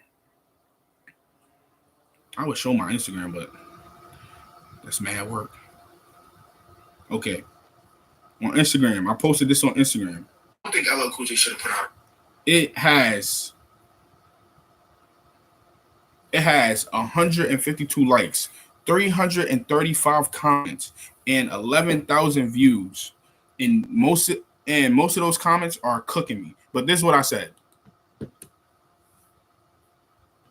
I don't think LL Cool J should have put out an album. I seen the album sales for LL Cool J album, and all I'm gonna say is, wasn't I right? Because he only sold 16,000.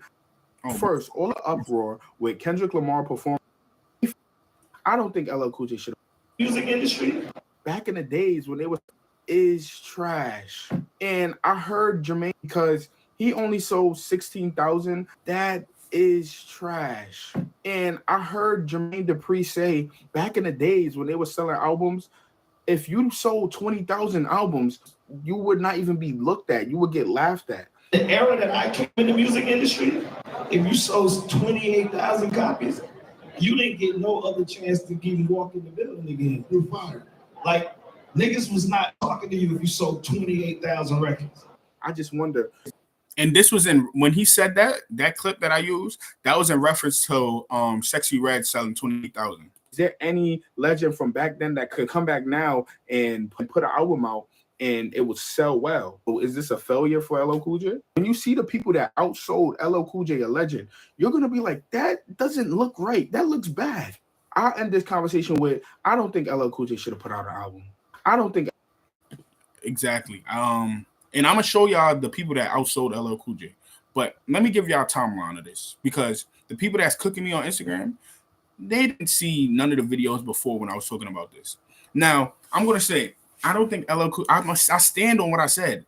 I don't think LL Cool J should have put out an album because he is a legend, and I don't believe, and I never believe that the bar of success right now, which is album sales, I don't believe, and I never believe that a person from back then will be able to come into this climate right now and reach that bar of what people deem as success. Do I think that album sales and first week sales mean that you're successful and the music is good? No, not at all. But I'm saying right now, currently, what people deem as successful right now, first week sales and album sales, he would not be able to do it. And I don't think there are a lot of legends that will be able to do it. So that is why I believe he shouldn't put out an album and he shouldn't. So I don't think he should have put out an album and want that type of success for his album, because he would not be able to reach it. And by him wanting that, because he says, and I'm gonna show y'all in this video, he says it in an interview with Charlemagne, that I want the what would show me that the album was good is that it has impact and it has success streaming and other stuff wise. And I'm saying, that shouldn't be what you're not going to be able to do that in this climate. And I knew that he wasn't going to be able to do that in this climate, because like Sexy Red, she didn't sell 30K. Lotto didn't sell 30K. There's a bunch of artists that are hot right now that everybody see that are popular right now that can't do that. So do you think that if they couldn't do that and they have the ears of everybody that's streaming, do you think that LL Cool J, a legend, will be able to do that? No. And if he can't do that, one, that's a problem in the industry. Two, I don't want to see a legend of his stature. He is a legend. I don't want to see him look bad. The optics of him not selling that much, I don't think that you should put out an album with the optics, with the outcome being that. The outcome of people looking at you like, yo, you can't sell. I just don't think that's good. I don't think that's good for hip hop. It makes the legends of hip hop look bad when they are the legends, when people are crowning them the greatest of all time or the greatest acts, whatever you want to say. And then you come into now and you can't break 20K. That looks bad. You can't break 20K when artists that mean nothing to the grand scheme of hip hop, they can hit 20K. It looks bad. And that's what I said 2 months ago. I want y'all to know, this is a video from 2 months ago when I seen this interview of LL Cool J and Charlemagne the God. I said this.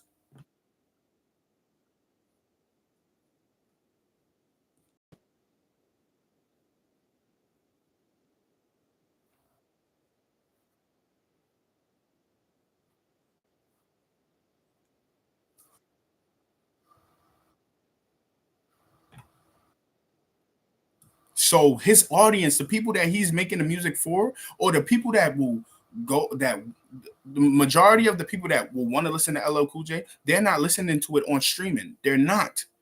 People are not streaming LL Cool J if you're at a certain age. At a certain age, people aren't using streaming. That's just the truth. I looked up the analytics. I looked up the stats for my argument. I didn't just come up with this argument to just bash a legend. I respect LL Cool J as a legend. He's been in the music industry like for 40 plus years.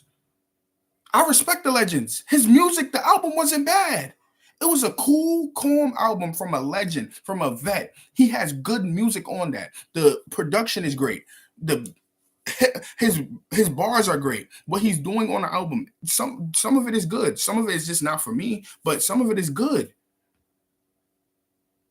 I wasn't saying none of this to bash a legend. I was saying this because I knew that this was going to happen, and exactly what I thought was going to happen happened. I said this 2 months ago.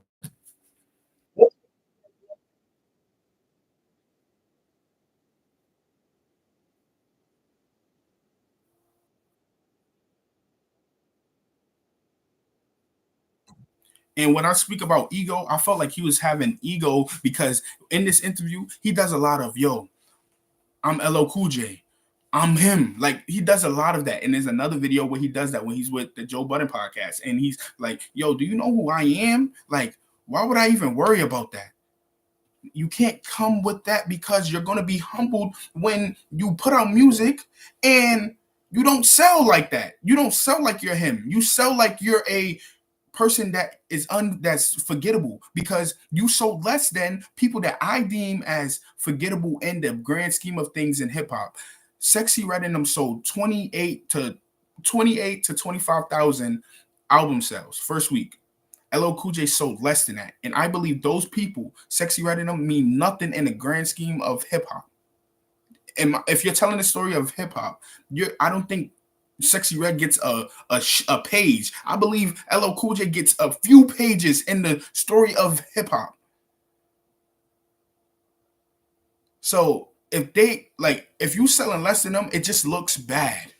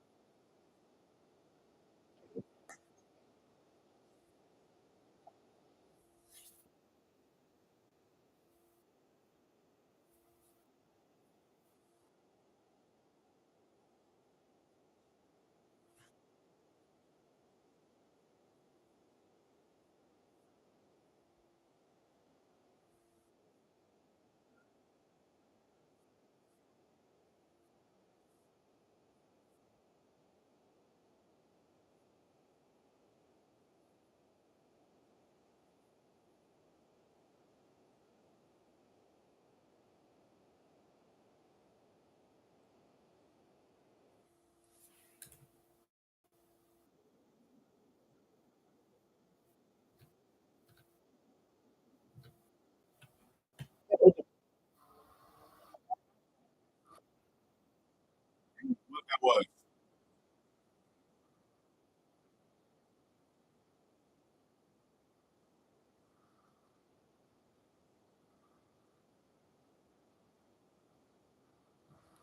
And that is why I'm saying he shouldn't have led with wanting those expectations of the impact and him deeming that as success. If that's what he deemed as success, he flopped. If that's what he deemed as success, he was unsuccessful because he did not stream really well. I don't hear nobody talking about the Force album. I don't hear none of that. And like I said, in this, and like I said in this clip reel that everybody's talking about, is it a flop? Because the numbers show that it's a flop. What he deemed it as success didn't do that. It sold 16K. That's nothing. That's not good. Then another time where I've been saying this. This is one This is 1 month after. This was 2 months ago. When I talked about it again, when he went on the Joe Budden podcast and he speaks about what he deems success and what he wants it to be and all of that stuff. And I'm saying, yo, you shouldn't lead with that because that's not what's going to happen. I predicted this was going to happen.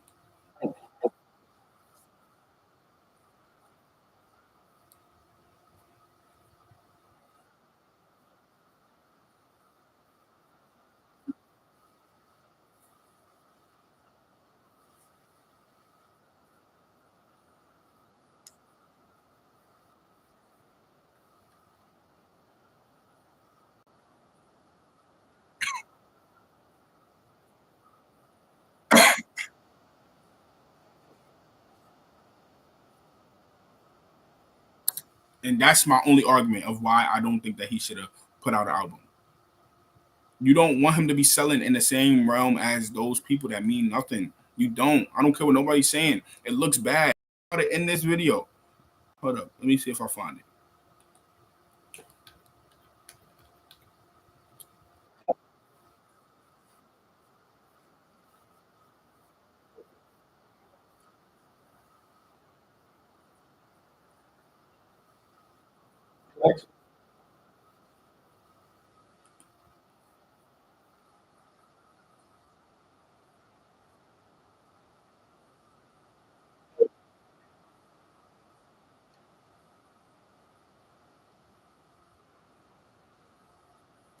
And that's why, that he says, if y'all don't understand what I'm saying about why I don't think that he should put out an album, that explains why he shouldn't put out an album.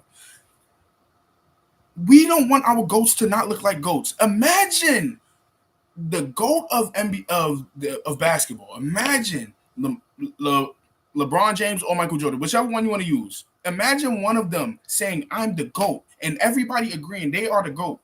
And they saying, if I'm healthy and if I'm able to put a basketball into a hoop, if in the NBA game, I can put up 30 any day. And then Michael Jordan is healthy and he's able to put a basketball in the hoop right now, and he goes into the NBA right now, and that nigga averaged 15 points. The people that are ignorant, that don't know his greatness, they're gonna look at that nigga like he's whack. I don't want the GOATs to look like they're whack. Based on, not talking about his music being whack, based on what he deems as success and what everybody deems as success. He said out of his own mouth in Charlemagne's interview that what would be successful is the streaming, is the impact, is people listening to the force. Then right now, what everybody deems as success is the first week sales. Why do you think that everybody puts out their first week sales? Because they believe that as success. Why do you believe that Jermaine Dupri, somebody that has an important voice in hip hop, said, yo, back in the days, if you sold 28,000, you would get laughed out the building. That was deemed a failure. So what everybody is deeming as success, he said it as well. He deems it as success. He sold less than that. He didn't stream. It didn't stream to a bar of success. It did not. It sold 16,000 copies first week. That is not successful for no time. Not back then, not now. That is not successful. And the people that sold more than him, I'm gonna show y'all the people that sold more than him, bro. Just to show the GOATs. He is one of the GOATs. He even coined the acronym. He is one of the GOATs. And one of the GOATs got outsold. Look, let's look. Let me go back to the top because I know niggas don't be understanding. Like it's a real comprehension issue in the world right now. Total sales is the last column. So stay with the last column. You see the cursor? Look. LL Cool J sold 16,935. Just so you think I'm bugging. The same thing it says right here. The same thing that it says right here. 16,000. That's what he sold. 16,000K. 16K. 16,000. Now go back. And before I continue, this all comes from the source that everybody is following. Everybody follows this source of this was the Billboard puts up. This is the numbers. This is based on the Billboard. Just in case niggas think I'm bugging. Let's go to one more.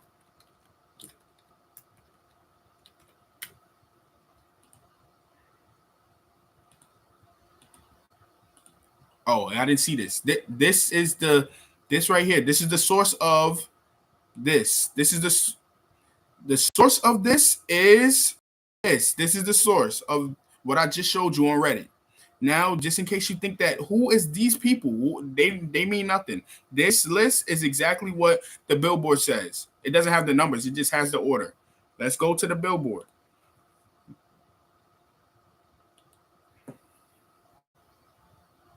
I went to the wrong one. Billboard.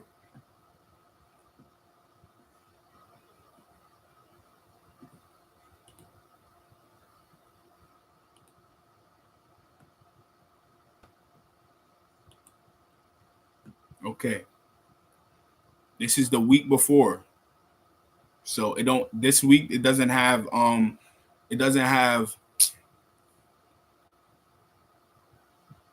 on, I think it's the wrong list.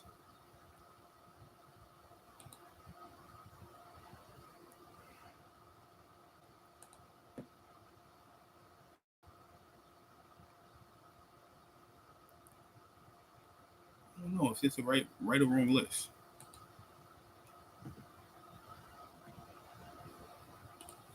Okay.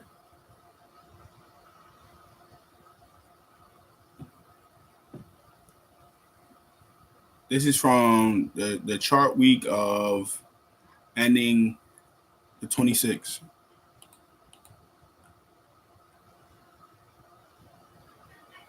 So this is the list is the list. This list is not current because it doesn't have the newest release of Future's new album. This is not the current list. They haven't updated it. They haven't updated it yet.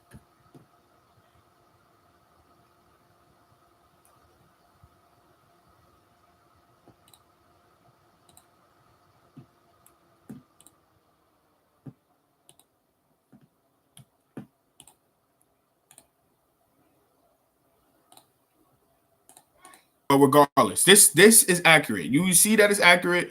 You see that this list is accurate based on the DJ Akademiks post that say it's 16,000. They're both the same. They're both saying that he sold 16,000. That's what the charts are saying. That's where he debuted it.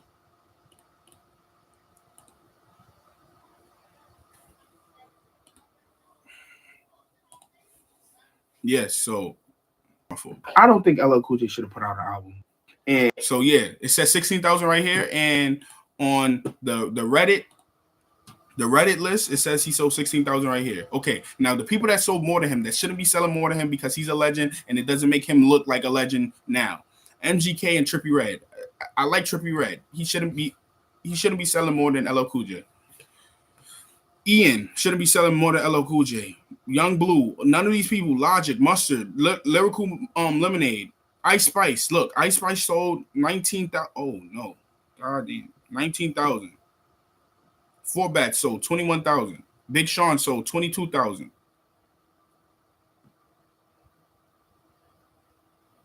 Tyler sold 22,000. Chief Keef sold 22,000. Kevin Gates sold 22,000. No Cap sold 23. Polo G 23. Boss Man D-Lo sold 23. Sexy Red sold 28,000. Remember the video of Jermaine Dupri when he said if you sold 28,000, you would get laughed out the building. He was speaking about her. She sold 28,000. JT sold 27,000. Doja Cat, she sold 28,000. Lotto sold 29,000. Glow sold 32,000. Schoolboy Q 34. He's a good artist, so I don't really put him in. But you see, people. Destroy Lonely sold 34,000. Lil Tecca sold 42,000. These people should not be selling more than LL Cool J. I don't care what nobody says. The people that should be selling more than LL Cool J, Beyonce should be selling more than LL Cool J. Travis Scott should be selling more than LL Cool J. Eminem should be selling more than LL Cool J. Future, yes. Kanye, yes. 21, yes. 21 is a huge artist. He should be selling more than LL Cool J right now.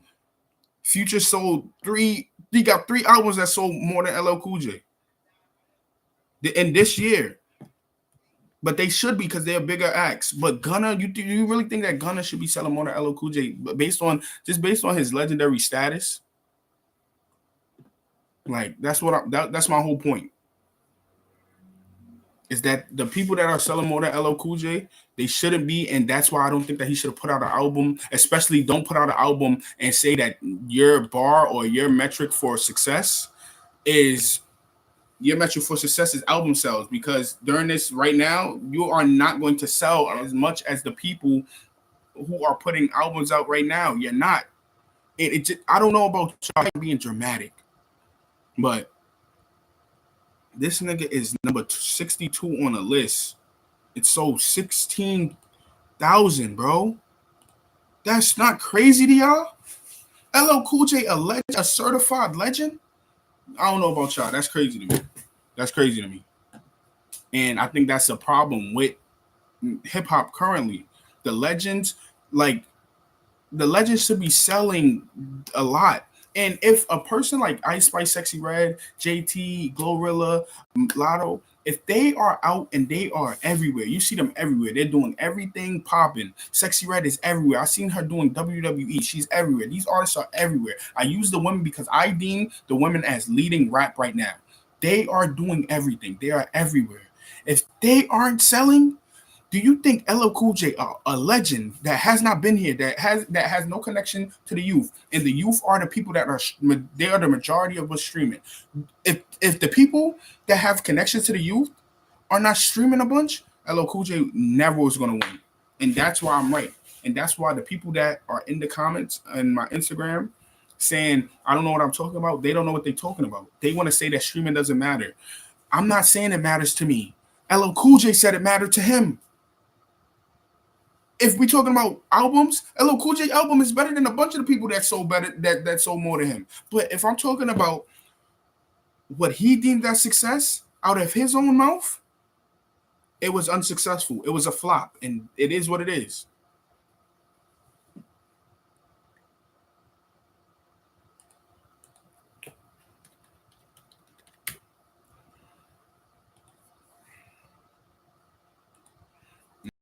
This is gonna be the thing that I do. Oh crap! They say he's filming a musical. Trey Parker. Shout out to my dog. But this is the thing I'm gonna do at the end of our streams, just in case I forgot anything. I'll go on Twitter, see some topics. Okay, this is a topic I would like to talk about. I'm not playing. But that's like, I'm gonna keep it a bean with you. And I suggested this is Drake too. Like, hold up. This is a topic that I want to review real quick.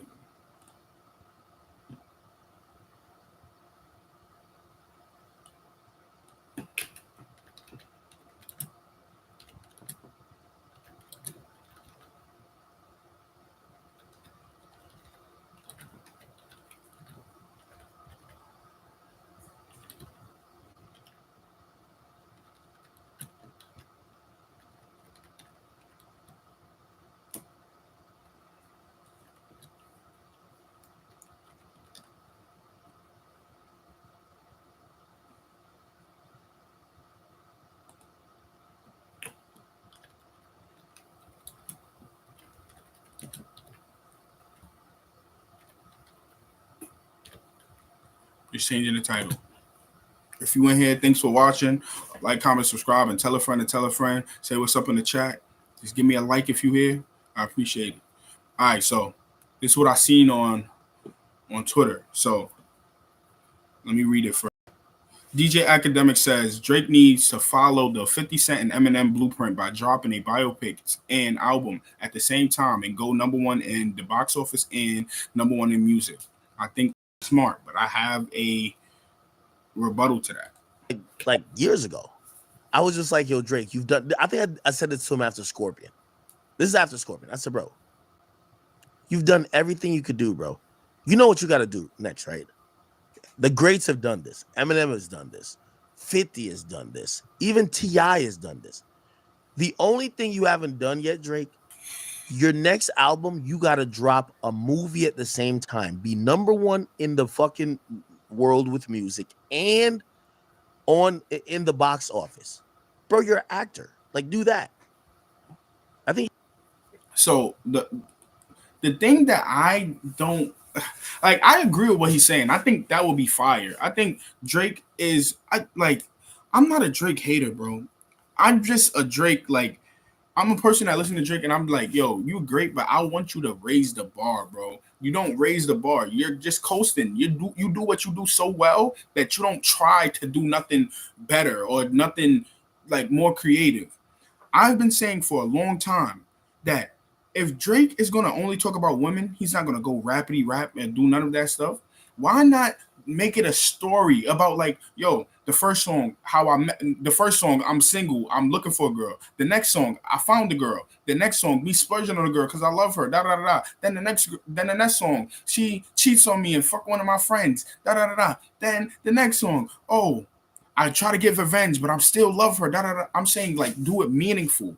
Like the story, basically what DJ Akademiks is telling him to do is do an album with more storytelling. And that is all me as a fan of Drake has been asking for. If you don't want to rap about nothing serious, you don't have to rap about your kid. You don't have to rap about being a father or being a grown man. You don't have to rap about none of that. Just just do some storytelling. Be creative. Think outside of the box. Drake can do anything and is going to be successful. Even the packs that he put out, it may have not been Drake successful, but those little Lucy's that he put out are more impactful and are better than what anybody's major singles are. So whatever Drake does, he's going to be successful at. But success for Drake is so low. Like what he has to do to be successful to everybody is so low. Raise the bar for yourself. So what Akademiks is saying about the storytelling about making a movie, I think that would be creative. But the only reason why I don't think Drake would do it is because it's not as easy as just making a hit. I think that Drake could wake up with no rest, with no energy, and make a hit. I think if he wants to make a hit, he can make a hit whenever he wants. I just don't think that he would stop doing that to be creative. I don't think that he would stop being lazy and just making hits to be creative and do something more than just making a hit. That's my opinion. So I think what Akademiks is saying is smart. And we're going to talk about this later. I think that Akademiks is a smart person. I think he's I think you have to be some type of smart to be this successful. I just think that he uses his smartness and his intellect for dumb things. But what he's saying about Drake and doing an album and doing a movie, I think that is smart, and I think that Drake can do that because he's actually an actor. Well, I mean, we could tell he cosplays as a rapper, and I know some people may take that as disrespect, but that is true, and he's successful at it. He's very successful at it. He told me, he was like, yo, that's kind of played out, and I was like, all right, I guess. But still, I was like, bro, these are him saying it's played out is laziness, because it's not played out if he does it. Whatever Drake does is not played out. He can jump on a song that has been old. He can sample a song that's been old. He can sample a song that everybody's been sampling. If Drake jumps on it, it's going to be the biggest thing in the world. So if Drake chooses to take the Eminem and 50 route and make a song and make an album and a biopic together, it's going to be tough. It's like you gotta I'm thinking, and again, I think Drake really, when he says it, you gotta believe him. He's really just all about the music, because I don't think he's like, I don't think he's all about the music. I think he's all about making hits and being Michael Jackson and going down as, I had the most hits and niggas play my music the most out of everybody. I don't think he's about the music, like making music that means something or making music that really impacts people more than just listening to it. If you know what I'm saying, I feel like some songs, for instance, let's do something on a lower level. Cash Cobain. What was the song? Any of Cash Cobain's biggest songs, right? They have the impact, and they are musically they have the impact of they mean something, you catch a vibe to it, but they don't make you really feel anything. I feel like Drake is more on the side of let's make music that people will listen to a lot, and that the impact of people listening to it a lot. I don't think he's in the music making realm of I want to make music that makes people feel something, that means something. Because he doesn't make music like that. He only makes music that is for a vibe. That's currently what he's doing. We do these plays because that would be the play, right? Nigga, do a movie, matter of fact, do like a biopic and do a album. Put it together. Partner with, I don't know, Sony Pictures. Like, even Jay-Z at that point of his career when he's such a legend, he partners with Samsung. You get 50 partner with Lions. Yeah, I can like it's like these bigger than music plays almost, right? Like I feel like Drake still does the same thing. Yo, exactly. Album dropping Friday. And when he does it, it sells. And try to think out of the box and do anything different. In my opinion, I think that if he took Akademiks' advice, although he say it's played out, if he took it and he did that, he's going to be successful. Drake is a huge, like he's a mega star, bro. He can do whatever he wants to do. I just think that he takes the lazy route of, yo, I got an album out. Y'all gonna listen to it or not? Next thing, yo, I don't like, bro. I really don't like into shit like this because these niggas are just like, I don't know them as people. I don't care about them as people. But the podcasting that they doing, it's just a lot of rage baiting. Like they say stuff that they might really believe in, but they know that people are going to get mad about it, so they say it. So let me read what they say first. They say, this guy Myron goes off on black people, was the star in black people who want reparations. You just want to buy some Jordans, chains, and drugs. I'm just going to let you know, people are going to get mad at that. Did he have to say that? No, he didn't have to say that, but he knows that it's going to get 21 people to look at it. He's going to get 21 views. That's all that matters. So I don't usually like doing this, but let's see what he's saying. Reparations are for fucking retards, okay? And then he using the hard R. Come on, you know people not going to like that, but go ahead. Black people need to just stop being lazy. You're not going to get a fucking handout, okay? We're not going to give you your fucking reparations because guess who's going to have to pay for that shit? The middle class is going to have to pay for it. Yes. Now, let's keep it 1,000. You niggas get your reparations. What you going to do with it? You'll buy a bunch of some Jordans, some fucking drugs, some weed. They're going to buy some weed. Yeah. Yo, nigga. Yeah. Even if you believe this, because there are people that believe this, and the people that believe this, they may have a good argument of saying, what are they going to do? Because there's evidence that says when people got a lot of money from the government, at least from our perspective, like let's say the stimulus check, they may have not done the best things with it. But what is the reason to do all of this? They're not even trying to have they're not trying to have a conversation or make a point without like making people be emotional about it. They being extra. They like these niggas are whack to me because you're being extra. You're not having a point to have a point. You're having a point to make people mad. That's corny to me. Just have a point. What good? You gotta buy some Fendi. You gotta buy some bullshit. Buy some guns. You gotta buy some guns. Rob like, niggas. Yeah. Like you niggas aren't gonna spend the money and invest. Go back to jail. Majority are gonna do criminal shit. Yep, 100%. Come on, man. Let's keep it $1 million. Let's keep it all the way $1 million. Buy some rims. Oh yeah, look at that shit spin, nigga. Yeah. Look. See, and the nigga, he's not saying nigga. He's saying the ER. These niggas are not. These are not real people to me. If you know when they be like, yo, people are NPCs. These podcasters, these are NPC podcasters that are put into people's algorithms to make them mad. These are NPC like in Game of Thrones and GTA. There's an NPC like when you bump them, they get mad and they fight. These are NPCs that podcast and you bump them, or the only thing that they're used for is to get people mad. If you watch these people and you get mad, I think that you are also the problem. Don't get mad at these niggas. Laugh at these niggas. They saying all of this. If they believe that it's true, go ahead. Don't pay no mind to these niggas. These niggas are. And if they feel like people are only going to buy Jordans, chains, and drugs, why?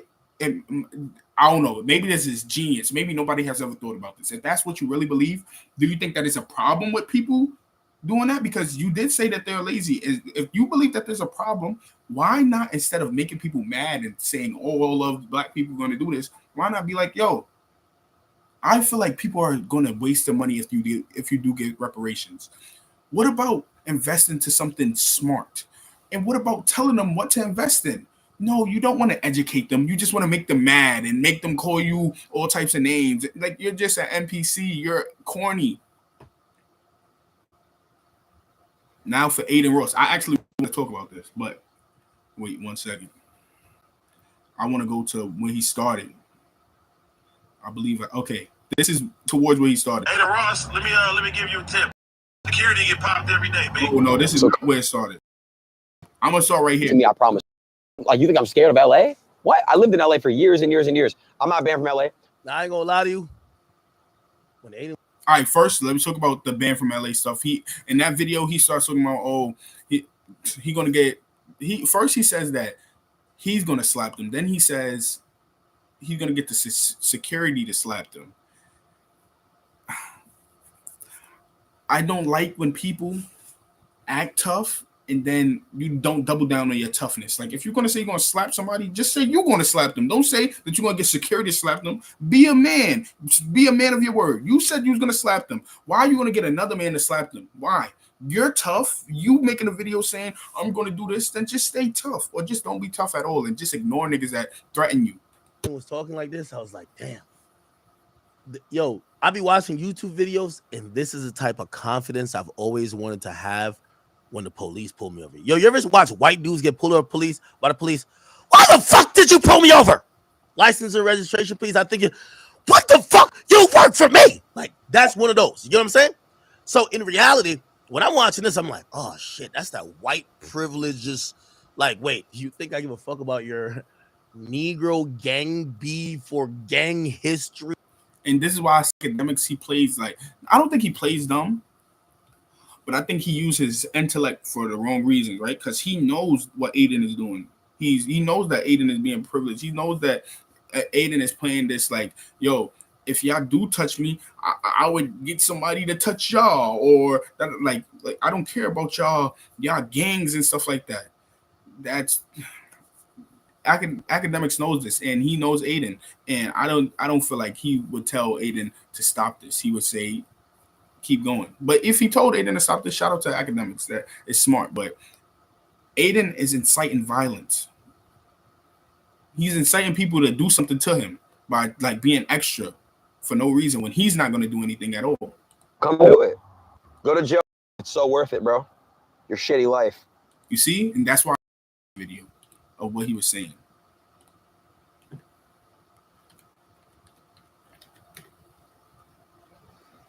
Because we got to see like where this started from. And so I believe what Adin was doing is inciting violence, and why I think Adin Ross is corny for what he's doing, because we know what he's doing.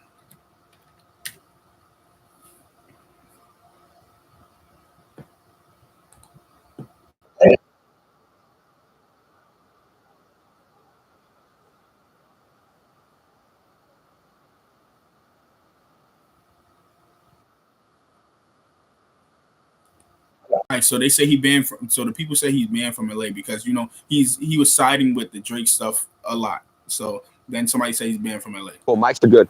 Banned from LA. I'm not banned from LA, bro. I wish somebody would. I swear to God, I'm gonna go to LA and nobody's gonna do shit to me. I promise you, bro. I don't give a fuck. Like, you think I'm scared of LA? What? I lived in LA for years and years and years. I'm not banned from LA. Fuck that old ass motherfucker on that podcast, bro. I'll smack the shit out of you. Well, not me, but I'm happy. You see, and that's why I don't fuck with him. Okay, so with the people that said he was banned from LA, were they being extra? I believe, yeah, you're being extra, because why would you want to ban Adin? Like, what is Adin going to do? Adin, I think it was being extra. Adin saying, "Oh, I'm going to smack you," and then saying, "Nah, I'm gonna have my." That's corny. That's corny. That's inciting violence. The nigga said you was banned from LA. Okay. You know that you could go to LA, so just go. What are you talking about? You're gonna slap them, and then you don't double down on that. You're gonna slap them. You say you're gonna get security to slap them. That's corny. That's weak. Have security smack the fuck out of you, not me. I don't, but I'm gonna have security smack the fuck out of you and beat your ass. You see how he said, I don't know. Like, then he turned into, I'm not tough. I'm gonna have my security slap. Don't play tough games then. It's that simple, bro. I love all the Crips and Bloods in LA. Everybody's good. Kendrick people have no beef. Good Kid, Mad City was a decent album. Decent. It was pretty good. See, this nigga's whack. It wasn't a decent album. It's one of the greatest albums of all time, but that's another question. I like whatever, bro. Look, you guys know how I feel about the music shit, whatever. If an old head is really that mad because I'm choosing sides, whatever, bro. You're like 50 who years is that? old. I don't know. Go start a family. Go do some shit. Go play poker or chess. Why niggas be acting like they never gonna get old? Like you're gonna get old too, bro. I don't get that.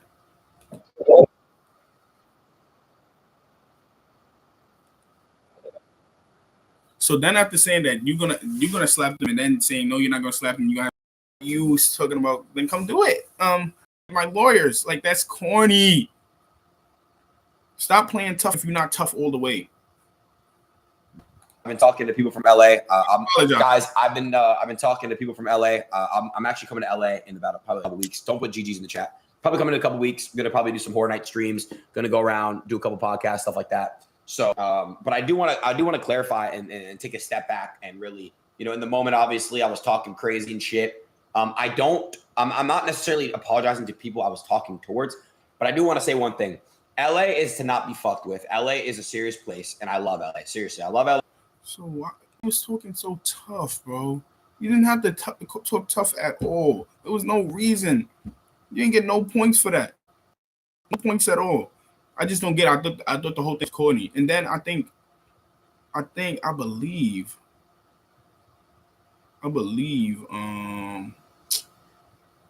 what's the guy's name? I can't find it. Oh, but this is how it all started. When Adin, DJ Akademiks, and Top 5 was on a stream together, and they was doing what Akademiks he does good at. He was inciting violence. And then when they said something about Adin Ross after, they was like, yo, where he from? Who's that guy talking? Then he was like, yo, come slap me then, or I'll slap the shit out. Like, come on, bro. Corny. I can't find it. But Adam 22, he was like, yo, y'all banning him. I've done way worse things. Like, just trying to gain clout as well. Like, oh, I want to be a part of the slapping fest. Like, whack to me. They were whack. And what made DJ Akademiks more whack is because he be a part of it, but he knows that the white people that are a part of it, they viewing everything from a privileged standpoint and from a standpoint of ignorance as well. Where later they could be like, yo, I apologize for saying this. Let's get to the part where he says, yo, I'm a white kid from LA. Guys, I'm not folding. Fuck you to the people that, but I do want to say, honestly, I was talking crazy and shit. I'm not necessarily apologizing to people I was talking towards. LA, seriously, I love LA. Now I'm not folding. I still say fuck you to the people that were coming at me. Fuck you. But I'm not saying fuck you to all of LA, because I'm not even joking, bro. People that are in a certain amount of group, rappers, specifically the LA is deeper than that, bro. There's a lot of dangerous people out in LA that don't even talk on the internet. They don't even have they don't even care about the internet. People don't talk on the internet. So I was never trying to disrespect LA. I love LA, bro. I love LA. Probably the best. I love California, bro. The weather is the best there. I love Los Angeles. The issue is, and I don't live there anymore, but I'm not folding. I'm really not. It's like not on shit. I'm a nerdy white streamer kid. All right. So none of you guys take me seriously, please. Nerdy white streamer kid. Weak to me. Oh, I wanted to talk about this too. This guy, he's like, he says,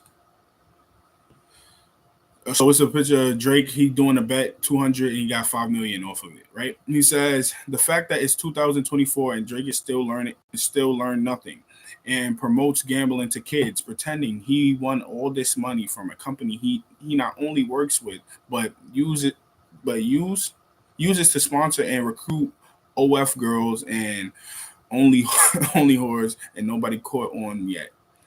I do agree. I don't know nothing about the OF girls and that stuff, but I do agree with the Drake showing this is promoting God.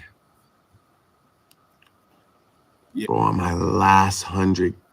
I do believe that is promoting gambling for people that don't have the same bankroll that he has. I believe that it is promoting gambling to kids. Yes, a lot of his fan base is kids. So you take that as what you want. But Drake ain't the only person promoting shit that he shouldn't be promoting. Lil Uzi Vert, every time I see him, he high, and I seen him smoking a whip it, but niggas gonna say, yo, don't mind the business of that, da da da da. I want to talk about the Boosie and his kids. He talk about saying his he don't have his daughter around the other kids because she may contaminate them. But let's just sum it up as people just be slow, bro. Boosie ignorant.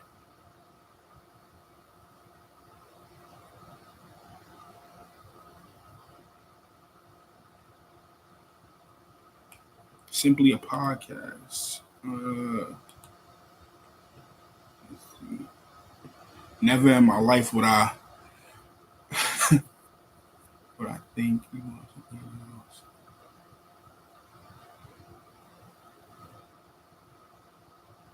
Oh, my boy F. What's good, Efren? But I watch I no cap. I used to watch Aiden, but I stopped watching Aiden when Kai became Kai, bro. Like Kai's Kai. But I watched it in the beginning, Aiden. How I'm like in streaming. It's cool, bro. It's cool. It's slow motion, man. I thought it was gonna be pause harder than what it is though. But thanks for the support though. Definitely.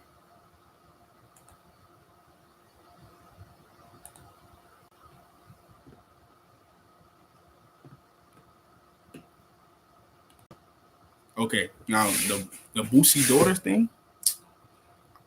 I think some people like the easiest cop out to this is older people they say stuff because that's what they believe and it's hard for them to change. So just give them grace, but nah, don't give them grace, bro. He shouldn't have said that.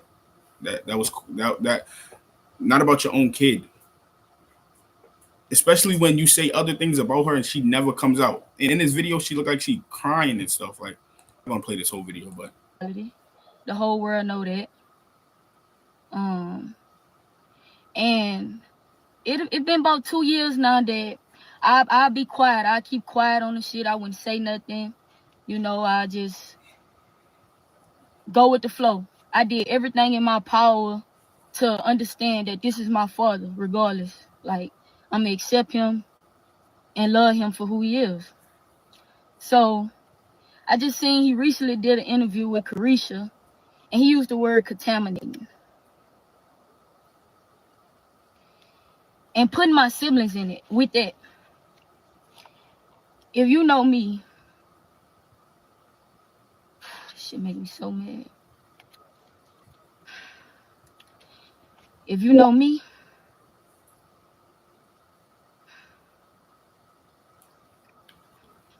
and they respect me, and look, when you getting on their nerves, I'm who they call.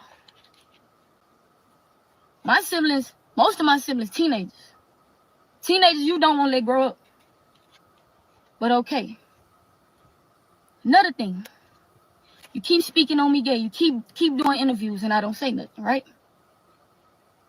The first ever interview you did, you said I'm not watching that whole thing. But she basically responds to what I'm saying.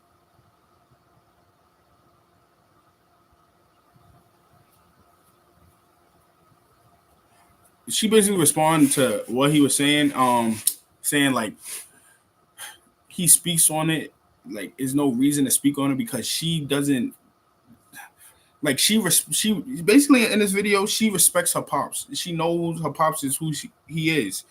She just doesn't appreciate him the word choice that he uses, and like it seems like he's not accepting her for who she is, and that gotta suck, bro, because she don't look like she just be outside just being, oh, my sexuality is my personality. I understand if it was that and she was just forcing it pause down his throat, but she's not doing none of that.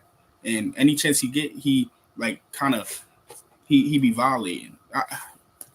Sometimes a perfect thing for that explains what she should do and what I feel like people won't accept you for who you are is this. Ramonte, he responded. He said something that my mom told me when I came out that stuck with me is, why were you scared to tell me you were gay? I brought you into this world, so how can I not love you and accept what I created? And if I didn't, you have to be okay with removing anybody from your life that makes you feel less than, even if it's me. And that is what she has to do. If she feel like he'll never accept her, oh well. Sometimes you got to cut people off, and of course it's easier said than done. But you shouldn't have to feel like you got to walk on eggshells every time.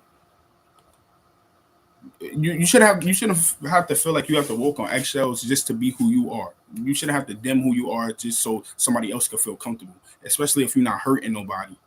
And based on what she was talking about in that video, she wasn't hurting nobody. And based on what I see on the internet, I only see her talk about rap. Like, I see, like, she be talking about, she got like a video where people be rapping and she just be reacting to it.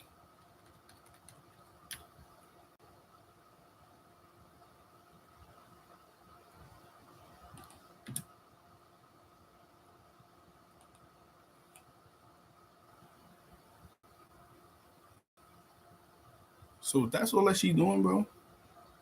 Nigga, just show love. I don't understand why niggas can't just show love.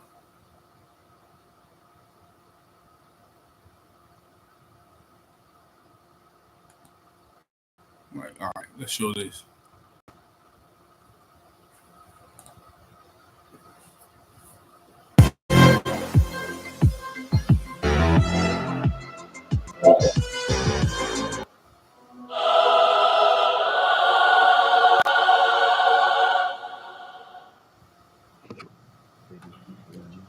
How y'all doing? My brother stayed back there. I wanted him to come up here, but shit, I fuck You it look up. a little nervous. You all right? Yeah, I put some big expectations that I'm about to stand on. There ain't nothing wrong with that, bro. Ain't nothing wrong with that. Where you from? All right, I don't. Ooh, the beat's so cold already. What the fuck? Everybody, what the fuck?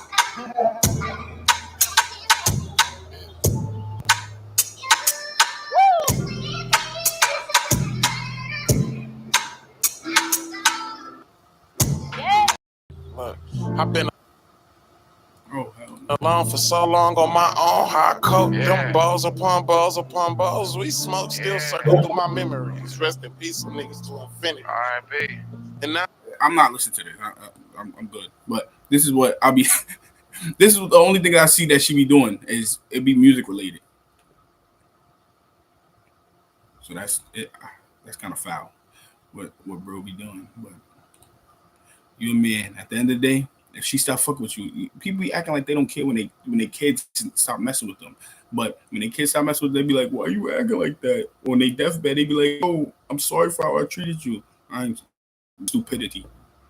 So, all right.